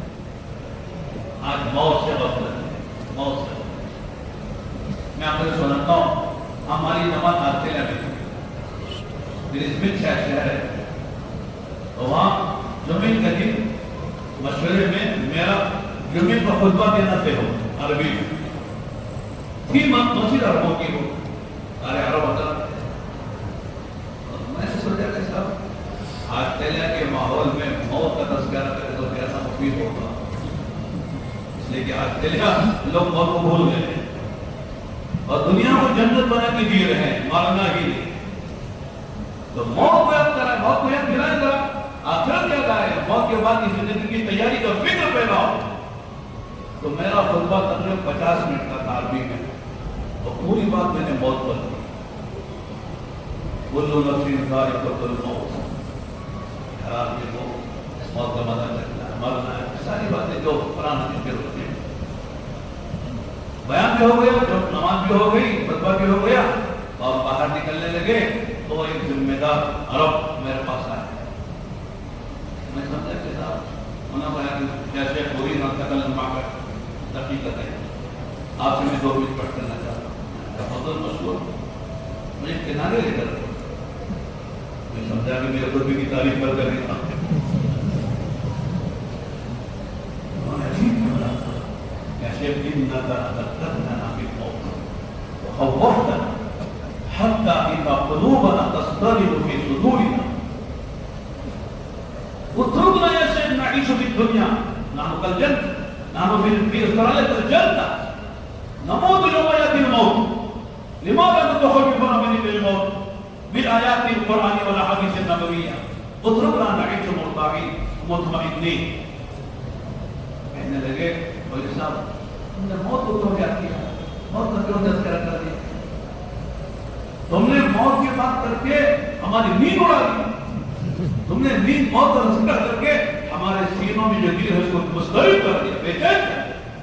ہم چاہتے ہیں آرام سے جیے، آرام سے کھائیں، آرام سے سوئیں، ہم دل آخرہ میں جنت کا جی رہے ہیں، موت آگے بڑھے گی، کیوں تم زندگی میں موت کو یاد رکھتے؟ یعنی لوگ مرنا تو دور کی بات ہے، مرنے کا تذکرہ سننے بھی تیار نہیں۔ یہ حالات امت کے اندر ہے۔ ہمارے بڑے فرماتے ہیں آدمی کے تبلیغ میں ترقی کی علامتوں میں سے ایک علامت یہ ہے اسے آخرت کا فکر لگ جائے۔ جو آخرت کا فکر لگ جائے گا وہ امت میں توڑ کا سبب نہیں بنے گا، اختلاف کا سبب نہیں بنے گا، جوڑ کا سبب بنے گا، اس لیے کہ اسے فکر آخرت اس پر ہے کہ اللہ میری آخرت بنا دے۔ آدمی کی ذات کو صاف کر کام کرے گا، لوگ کیا کر رہے ہیں کیا نہیں کر رہے ہیں، کون ادھر جا رہا کون ادھر جا رہا، اسے بھی مطلب نہیں ہے۔ میں کہاں جا رہا ہوں، مجھے کہاں جانا چاہیے، مجھے کیا کرنا چاہیے، میری نیت کیا ہونی چاہیے، میرے اندر کیا اخلاق اور صفات آنی چاہیے۔ آدمی کو یہ فکر دامنگیر ہوتا ہے جب آخرت سامنے ہوتی ہے۔ اس لیے صحابہ کیا کہتے تھے، ہمارے مولانا ابراہیم صاحب اللہ کے عمر برکت عطا فرمائے، صحت عطا فرمائے، عام طور سے سناتے ہیں صحابہ کہتے تھے انما ہممنا الاخرہ ولیست ہممنا دنیا۔ ہمارے عزائم، ہمارے ارادے، ہماری نیتیں، ہماری توجہ، ہماری کوششیں، ہماری قربانیاں، ہمارے مجاہدے، یہ سب آخرت کے لیے، آخرت کو سامنے رکھ سکتے ہیں۔ دنیا ہمارا قصد و ارادہ نہیں ہے۔ دنیا میں کون مقام پا رہا ہے، کون جو ہے اونچا، کون نیچا، کون مال، کون سعید، کون، ہم کو کوئی پرواہ نہیں ہے۔ ہم تو آخرت کو سامنے رکھتے چلیں گے، ہمارے کس صفت، ہماری کس صفت سے، کس اخلاق سے، ہمارے کس بول سے، یہ بھی دو ہے، کس بول سے ہمارے آخرت بنے گی، یہ بھی بڑھے گی۔ بولوں سے بھی آخرت بنتی ہے، بھی بڑھتی ہے۔ لوگ سمجھتے ہیں بول ہی تو ہے، پڑھنا چلتا ہے۔ وَمَا يَلْفِظُ مِنْ قَوْلٍ إِلَّا لَدَيْهِ رَقِيبٌ عَتِيدٌ۔ قرآن کہتا ہے جب بندہ اپنی زبان سے، جو زبان سے بات نکال رہا ہے، پھینک رہا ہے، فرمایا اس کے لکھنے والے فرشتے موجود ہیں۔ اکثر انسان جنت جہنم میں جائیں گے اپنی زبانوں کے بولوں سے. ایک ایسا زبان سے بول نکالا جس سے لوگوں کے دلوں میں پھٹک پیدا ہو, پھٹو آ گئی, اختلاف ہو گئے. زبان کے بول بڑے ایک زہر بھی ہوتے اور شہد بھی ہو سکتے ہیں. زبان کا بول کڑوا ہے, زہر بن گیا, آخر بگڑ جاتی ہے. زبان کا بول شہد بن گیا, دل میں جوڑ پیدا ہو گیا, یہ آدمی کی آخر بنانے کا سبب بن جاتا ہے. آدمی کو اپنا فکر ہونا چاہیے. جسے فرمایا کہ ہمارے مولانا کی بات ہے, فرماتے ہیں ہماری خلوتوں میں دو باتیں ہونی چاہیے, ایک انابت ہو اور ایک ندامت ہو.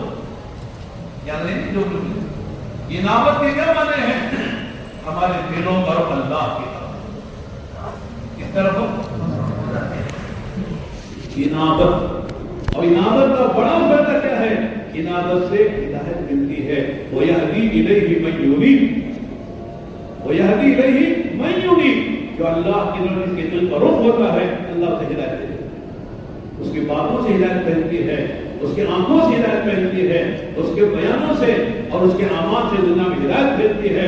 اس لیے اس کا دل کا رخ اللہ کی طرف, اور دل کے اللہ کے رخ, دل کیا اللہ کے طرف رخ ہونے کا مطلب کیا ہے کہ اللہ کی عبادت میں مزہ آ رہا ہو, نماز پڑھنے میں, روزہ رکھنے میں, ذکر کرنے میں, دعا مانگنے میں, تلاوت کرنے میں, اور رونے میں مزہ آتا ہو. اس میں ہنسنے میں, رونے میں, ہم تو ہنسنے میں مزہ آیا ہے, کھل کھلا کے کہنے لگا کہ ہنس رہے, مجلس میں گرم کر رہے ہیں, کہتے ہیں بڑا مزہ آ گیا آپ کی مجلس میں.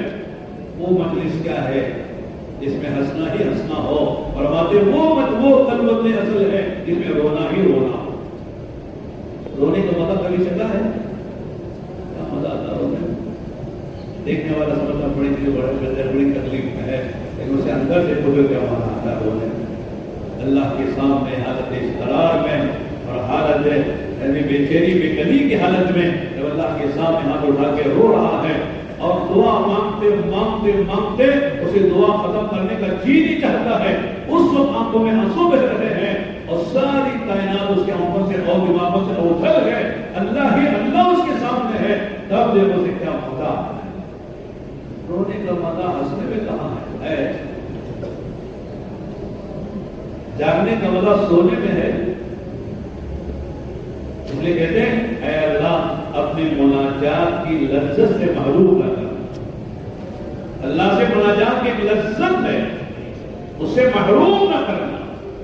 لمبی نماز پڑھیں, اطمینان کی, اچھا وقت لے کر اچھی لمبی دعائیں مانگے, یہ علامت ہے کہ دل کرو اللہ کی. اس لیے ہمارے بڑے فرماتے کہ گھومنا نہیں ہے. کیا ہونے چلے گئے, چلانے لگے, چیزنے لگے, ان سب کا مقصد یہی ہے کہ ہمارے دلوں پر اللہ کی, اللہ سے لو لگائے. اس لیے کہ جتنے رشتے ناتے ہیں سب چھوٹنے والے ہیں, ایک رشتہ ہے جو باقی رہنے والا ہے, وہ زندگی میں بھی ہے, برزخ میں بھی ہے, قیامت میں بھی ہے, جنت میں بھی, ہمیشہ کے لیے وہ اللہ بننے کا تعلق ہے. بیوی چھوڑ جائے گی, ماں باپ چھوڑ جائیں گے, اولاد چھوڑ جائے گی, ساری چیزیں دنیا کی چھوڑنے کے لیے ہیں جس سے دل لگا کے ہم رکھا ہے. لیکن جس سے دل لگانا چاہیے اسے دل نہیں لگے, جس کے بعد جانا بھی ہے. تو انابت ہونی چاہیے. انابت کی کیا معنی ہے؟ دل کرو اللہ کی. یہ ہر آدمی کے اپنا جائزہ لینے کی بات ہے. دوسرے سے نہیں کہہ سکتے ہم تمہارا دل کرو اللہ کرو کہ نہیں, میں بول سکتا ہوں, میرا آپ بول سکتے ہیں, خود آدمی محسوس کرتا ہے میرا دل کرو اللہ کی طرف آئے گی. دوسری بات ندامت ہو. ندامت کے معنی احساس اور شعور ہو, اے اللہ جو کرنا ہے نہیں کر سکے, جیسے کرنا ویسے نہیں کر سکے, جتنا کرنا اتنا نہیں کر سکے, نہیں بہت کچھ کر سکتے ہیں نہیں لیکن نہیں کر رہے ہیں. ہم نے آزار خود بنا لیے ہیں, ذرا بیماری اس لیے نہیں کر رہا, ذرا قرضداری اس لیے نہیں کر رہا ہوں, اور ذرا مجبوری ہے اس لیے نہیں کر رہا ہوں. خود ہی آزار اپنے حالانکہ کر سکتا ہے. اللہ نے اتنی وسعت دی ہے, اللہ نے اتنا دولت دی ہے, اتنی صحت دی ہے, آدمی عبادت بھی کر سکتا ہے، دعوت کے تقاضوں کو بھی پورا کر سکتا ہے، لیکن کر نہیں رہا ہے، اتنا کرنا چاہیے۔ اور کیا کہتے ہیں بڑا کام کمزور ہے، کیا کمزور ہے؟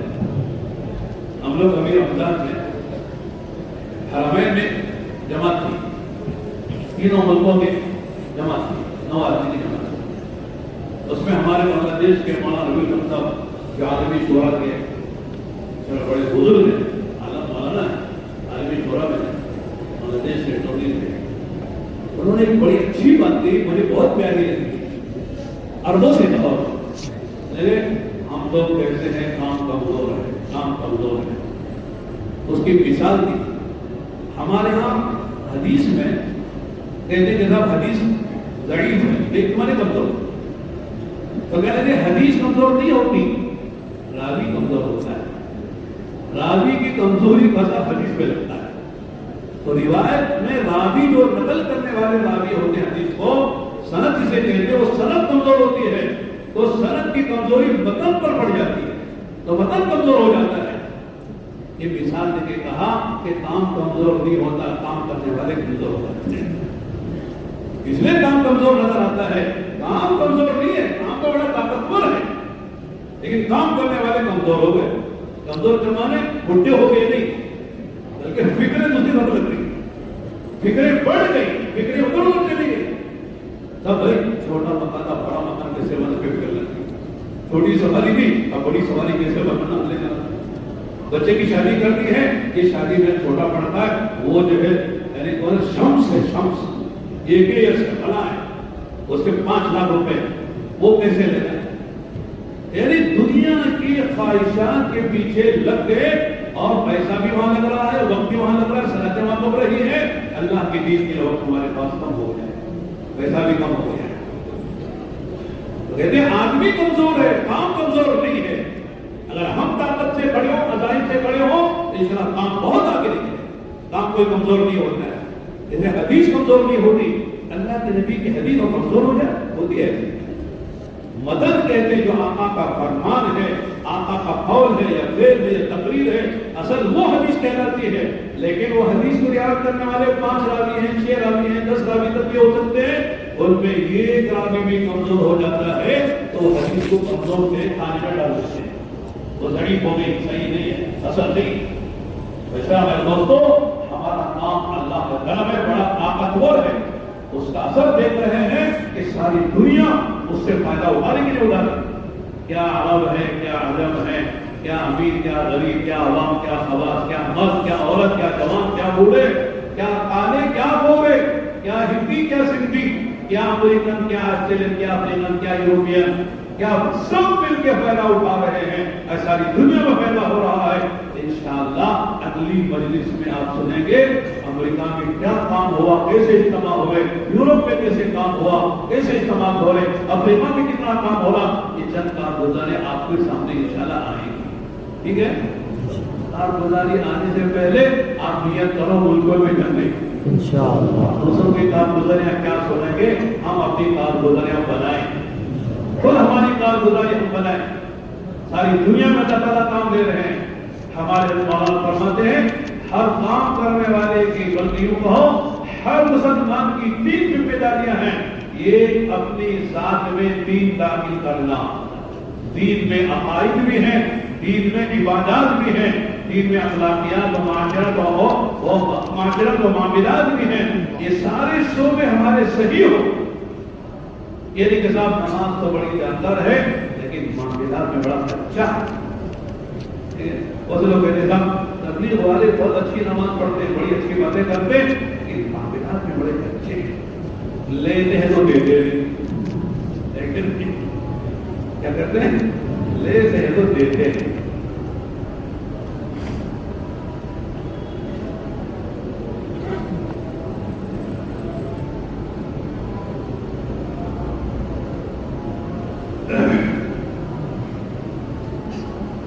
دین جو ہے وہ معاملات کے عبادات کے راستے سے آتا ہے، معاملات کے راستے سے نکلتا ہے۔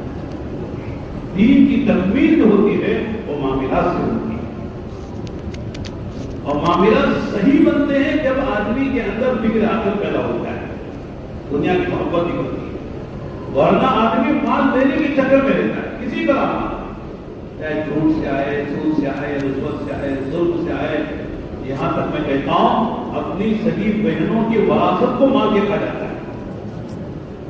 سگی بہن ایک ماں باپ سے پیدا ہوئے، جو بہنوں کا حصہ نہیں دے گا تو دوسروں کو کیا حصہ دے گا؟ حالانکہ بہن اتنی عزت احترام، بیٹی کتنا اس کا احترام ہے۔ حدیث میں آتا ہے جب اللہ کے رسول سفر میں جاتے تھے تو سب سے مل لیتے تھے سرسری طور پر، اور سب سے آخر میں حضرت فاطمہ کے پاس جا کے بہت دیر تک باتیں کر کے مل کے جاتے تھے۔ جب واپس آتے تھے سب سے پہلے حضرت فاطمہ کے گھر جا کے بہت دیر تک بات کرتے، کارگزاری سناتے، پھر اپنی ازواج مطہرات کے پاس بیٹی سے تعلق کرتے۔ ہمارا دن کیا ہے؟ شادی ہوگی سب سے بول اتر گیا، مصیبت ہوگی، اب بیٹی سے کوئی تعلق ہوگی۔ بھائی کا یہ حال ہے، ابا نے بہن کو دے دیا جہیز میں، جوڑے میں، گھوڑے میں، زیور میں، اب بہن کا کوئی حق آپ کے وراثت میں نہیں، ہمارا سب کچھ ہے، آپ کے کہتے ہیں۔ زندگی میں جو دیا اس کا حساب نہیں ہے، وہ تو سب کو برابر دینا باپ کی ذمہ داری تھی، لیکن مرنے کے بعد اگر باپ نے یہ جو ہے معمولی گھر اپنے گھر کے کپڑے، بدن کے کپڑے چھوڑے، اس میں بھی سارے وارثوں کا حق۔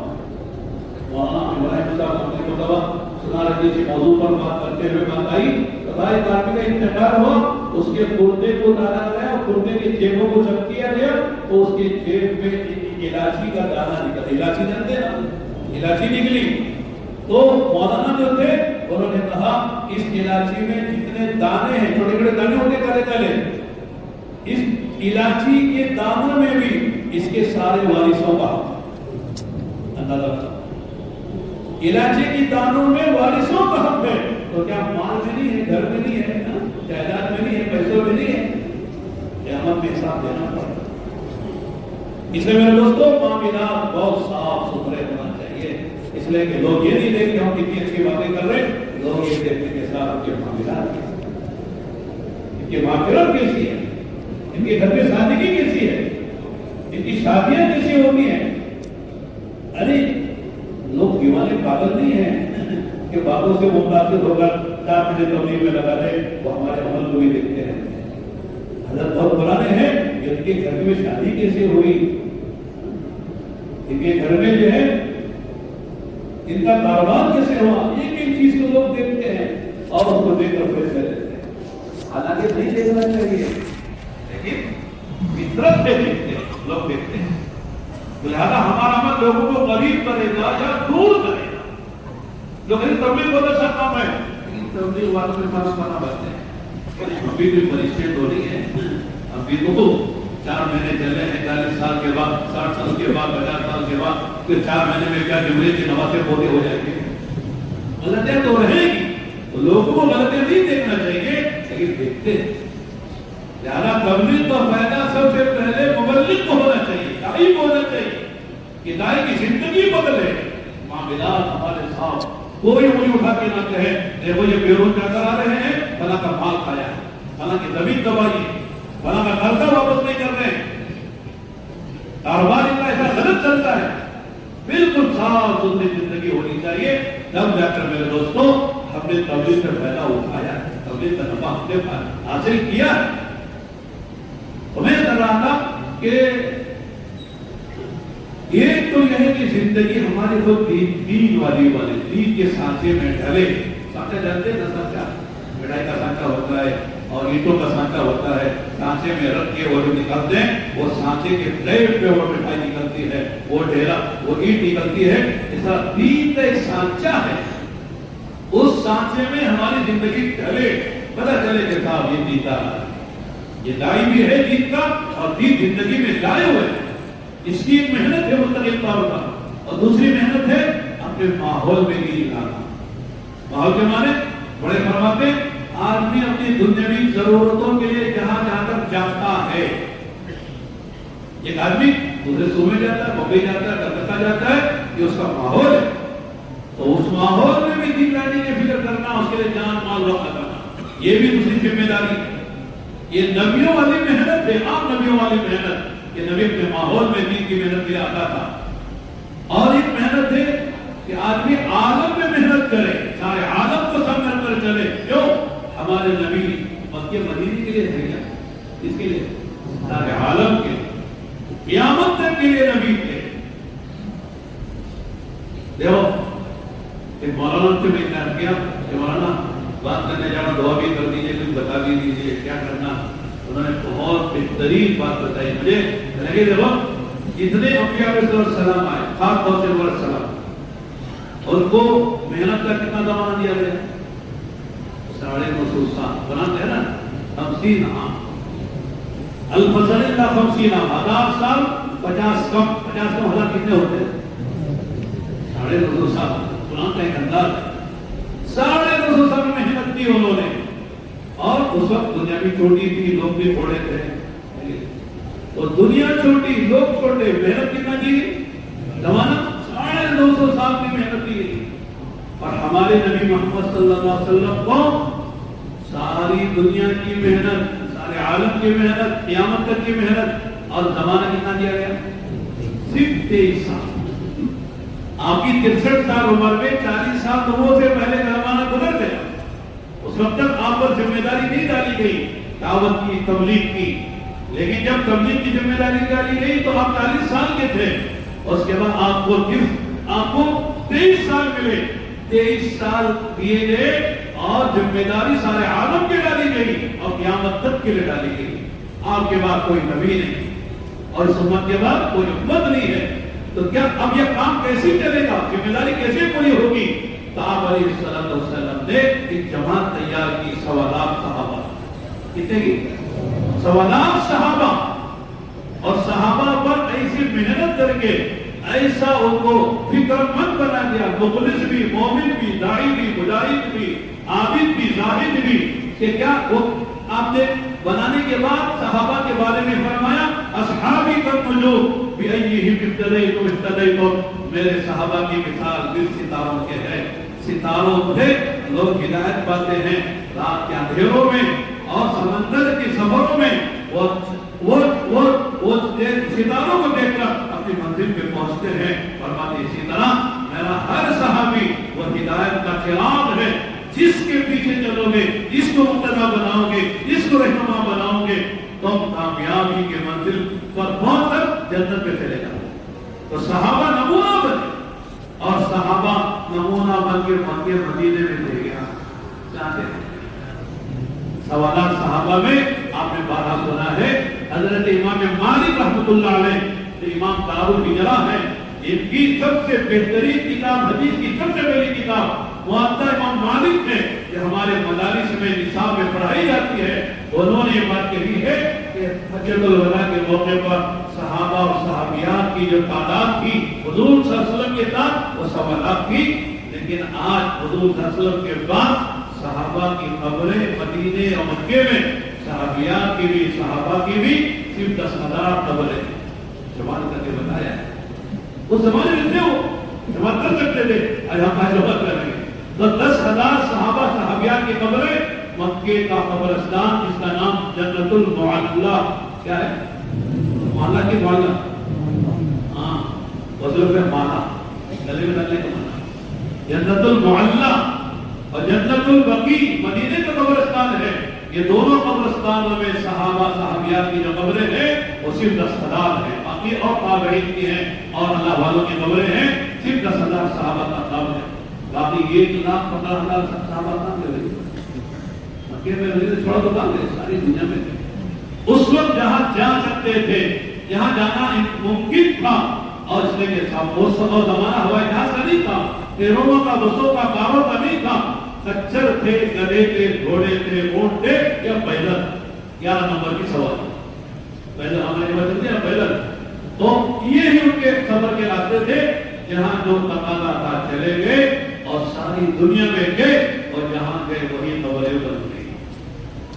حضرت ابو ایوب انصاری کے بارے میں سنا ہے نا، ترکی میں قبر ہے، ابھی فاروقی کے ساتھ ہم لوگ گئے تھے پچھلے، ابو ایوب انصاری کی قبر ترکی میں ہے، اور ترکی کا آدھا حصہ ایشیا میں، آدھا یورپ میں ہے، وہاں جا کے قبر بنائی۔ حضرت ابو ہریرہ بن جراح جن کے بارے میں ہم نے سنا ہے، پڑھا ہے کہ لِكُلِّ أُمَّةٍ أَمِينٌ وَأَمِينُ هَذِهِ الْأُمَّةِ أَبُو هريرہ بن جراح، اور امت ایک امین ہوتا ہے، اور میرے امت کا امین ابو ہریرہ بن جراح ہے۔ یہ سرٹیفکیٹ کس کی ہے؟ اللہ کے نبی کی۔ کیا اس سے بڑی بات کیا ہو سکتی ہے؟ لِكُلِّ أُمَّةٍ أَمِينٌ، ہر امت کا، ہر نبی کے امتی کا یہ خاص امین ہوتا ہے، لیکن میری امت کا جو امین ہے حضور بھی امین ہے، اور آپ کے صحابی ابو ہریرہ کو آپ نے امین ہونے کی شہادت دی۔ وہ کہاں آرام کر رہے ہیں؟ جارڈن میں۔ ان کی قبر پر ہم کئی مرتبہ وہاں ابراہیم صاحب دامن کے ساتھ بھی ہمارا سفر ہوا، تمام مسلمان کی جماعت میں تھے، تب بھی ہم لوگ وہاں پر۔ حضرت معاذ بن جبل کتنے بڑے مفتی مدینہ، حضور صلی اللہ علیہ وسلم کے ہوتے ہوئے وہ فتویٰ دینے کی ان کو اجازت دی۔ عمر کچھ زیادہ نہیں، 60-70 سال کی، 38 سال میں انتقال ہو گیا۔ 16 سال میں جب ایمان لائے، 38 سال میں انتقال بھی ہو گیا۔ اللہ نے وعید دیا تھا، آقا نے فرمایا اعلم امتی بالحلال والحرام معاذ بن جبل، میری امت میں سب سے زیادہ علت و حرمت، حرام و حلال کے مسائل کا جاننے والا میرا ابو معاذ بن جبل ہے، وہ بھی وہی آرام کرتا۔ ان کی قبر پر ہم لوگ گئے، وہی لکھا ہوا ہے، ان کے قبر پر فتویٰ لکھا ہوا، یہ حدیث حضور کی لکھی ہوئی ہے۔ آج بھی ان کی قبر میں خوشبو پھوٹ رہی ہے، خوشبو نکل رہی ہے، جو خرافات پر نہیں ہے، بدعت نہیں ہے کہ چادر چڑھ رہے اتر رہے، پھول چڑھ رہے اتر رہے، ایسا کوئی مسئلہ نہیں، ساتھ یہ قبر ہے، خوشبو اٹھ رہی، وہاں کوئی پھول پتری کی یا خوشبو ڈالنے والی خوشبو نہیں ہے کہ صاحب ادھر جا کے پھینک دیا ہو، ادھر کسی چیز چھڑک دی ہو، اس کی خوشبو آ رہی، یا پھول پڑے وہاں کسی خوشبو نہیں ہے۔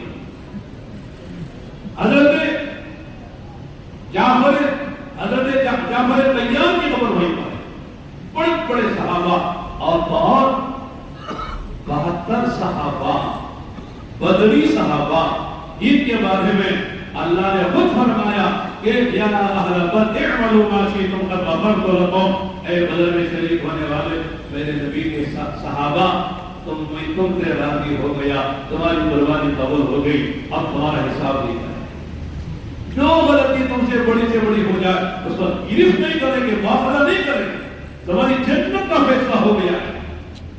تمام صحابہ میں علماء نے فرمایا خلفاء اربعہ اور عشر مبشرہ کے بعد سب سے بڑا درجہ وہ اصحاب بدر کا جو 313 ہے، ان میں 72 صحابہ کی قبریں ہم مصر میں تھے، مصر میں ان کی قبریں جگہ ایک جگہ ہے، مصر قبرستان میں سو رہے ہیں، کیوں گئے مکہ مدینہ چھوڑ کر؟ جب خوشخبری مل گئی جنت کی تو مصر جانے کی کیا ضرورت تھی؟ مکے سے اچھا ہے کہ مصر فضیلت والا ہے، ٹھیک ہے، مصر علم بھی گویا کہ ملک ہے، جامع ازہر وہاں پر ہے، ہزاروں لاکھوں لوگ وہاں سے پیدا ہوئے اور دنیا میں کام کر رہے دین کا، لیکن مکہ ہے، مدینہ ہے، نبی کا روزہ ہے، بیت اللہ ہے، مسجد نبوی ہے، اسے چھوڑ کر کیوں گئے؟ وہ جانتے تھے ہمارے ذمہ میں ہماری ذات بھی ہے، ہمارے ذمہ میں ہمارا ماحول بھی ہے، اور ہمارے ذمہ میں عالم بھی ہے، بر اعظموں کو چھوڑ کر گئے۔ اگر میرے دوستوں الحمدللہ اس وقت ساری دنیا میں اللہ کا احسان ہے کہ تبلیغ و دعوت کی برکت سے ساری دنیا میں جماعتیں چل رہی ہیں۔ ابھی 20 تاریخ کو، ابھی پچھلے مہینے کی 20 تاریخ کو الحمدللہ ہمارے بنگلور اور چند اضلاع کے ساتھی جنہوں نے ملکوں میں جانے کا ارادہ کیا، ملکوں میں 4 مہینے یا ماہ مسئلہ 2 مہینے کا ارادہ کیا، وہ تشریف لائے، ہمارے بڑوں کی بات ہوئی، ماشاءاللہ تقریباً 75 جماعتیں ہوئی، کتنی؟ اس میں سے کچھ نصیب موجود ہیں جن کے روک بھی ہو گئے، روک ابھی جو بھائی الہی میں گئے تھے، لہذا ملک میں ان کے روک بھی ہو گئے۔ جماعتوں کی کیفیات اور جماعتوں کے حالات کو دیکھ کر ان کے روک کہاں جانا چاہیے، جماعت کی نوعیت کیا ہے، کیفیت کیا ہے، حل کیا ہے، اس میں انگریزی کا عربی کی نوعیت کیا ہے، ان سب کو دیکھ کر ہمارے بڑوں نے الحمدللہ ان کے روک بھی طے کر دیے ہیں۔ تقریباً وہ 75 جماعتیں ہیں شہر اور ضلع کی بنا، لیکن شہر کے سارے حلقوں کے تقریباً ہمارے ساتھیوں کے نام آ گئے ہیں، چند باقی ہیں تو انشاءاللہ وہ بھی آ جائیں گے۔ لیکن اضلاع میں تقریباً جو ہے کافی اضلاع ایسے ہیں جن کے چونکہ ابھی مسجد وار جماعتوں کی کوئی جوڑ باقی ہے، ان کی تشکیلیں وہاں پر نہیں ہوئی، اس لیے کہ مسجد وار جماعت کے جوڑ جو ہوتے ہیں وہاں فجر کی نماز کے بعد جیسے یہاں بات ہو رہی ہے وہاں پہ بات ہوتی ہے، ان میں بھی وہی پیروں کی تشکیل ہوتی ہے، لہذا ان کے ابھی جوڑ نہیں ہوئے، اس لیے ان ساتھیوں نے ابھی ارادہ نہیں کیا، ان کے سامنے بات نہیں آئی، لہذا اس وقت میرے دوستوں ہمارے سامنے 3 باتیں 4 باتیں۔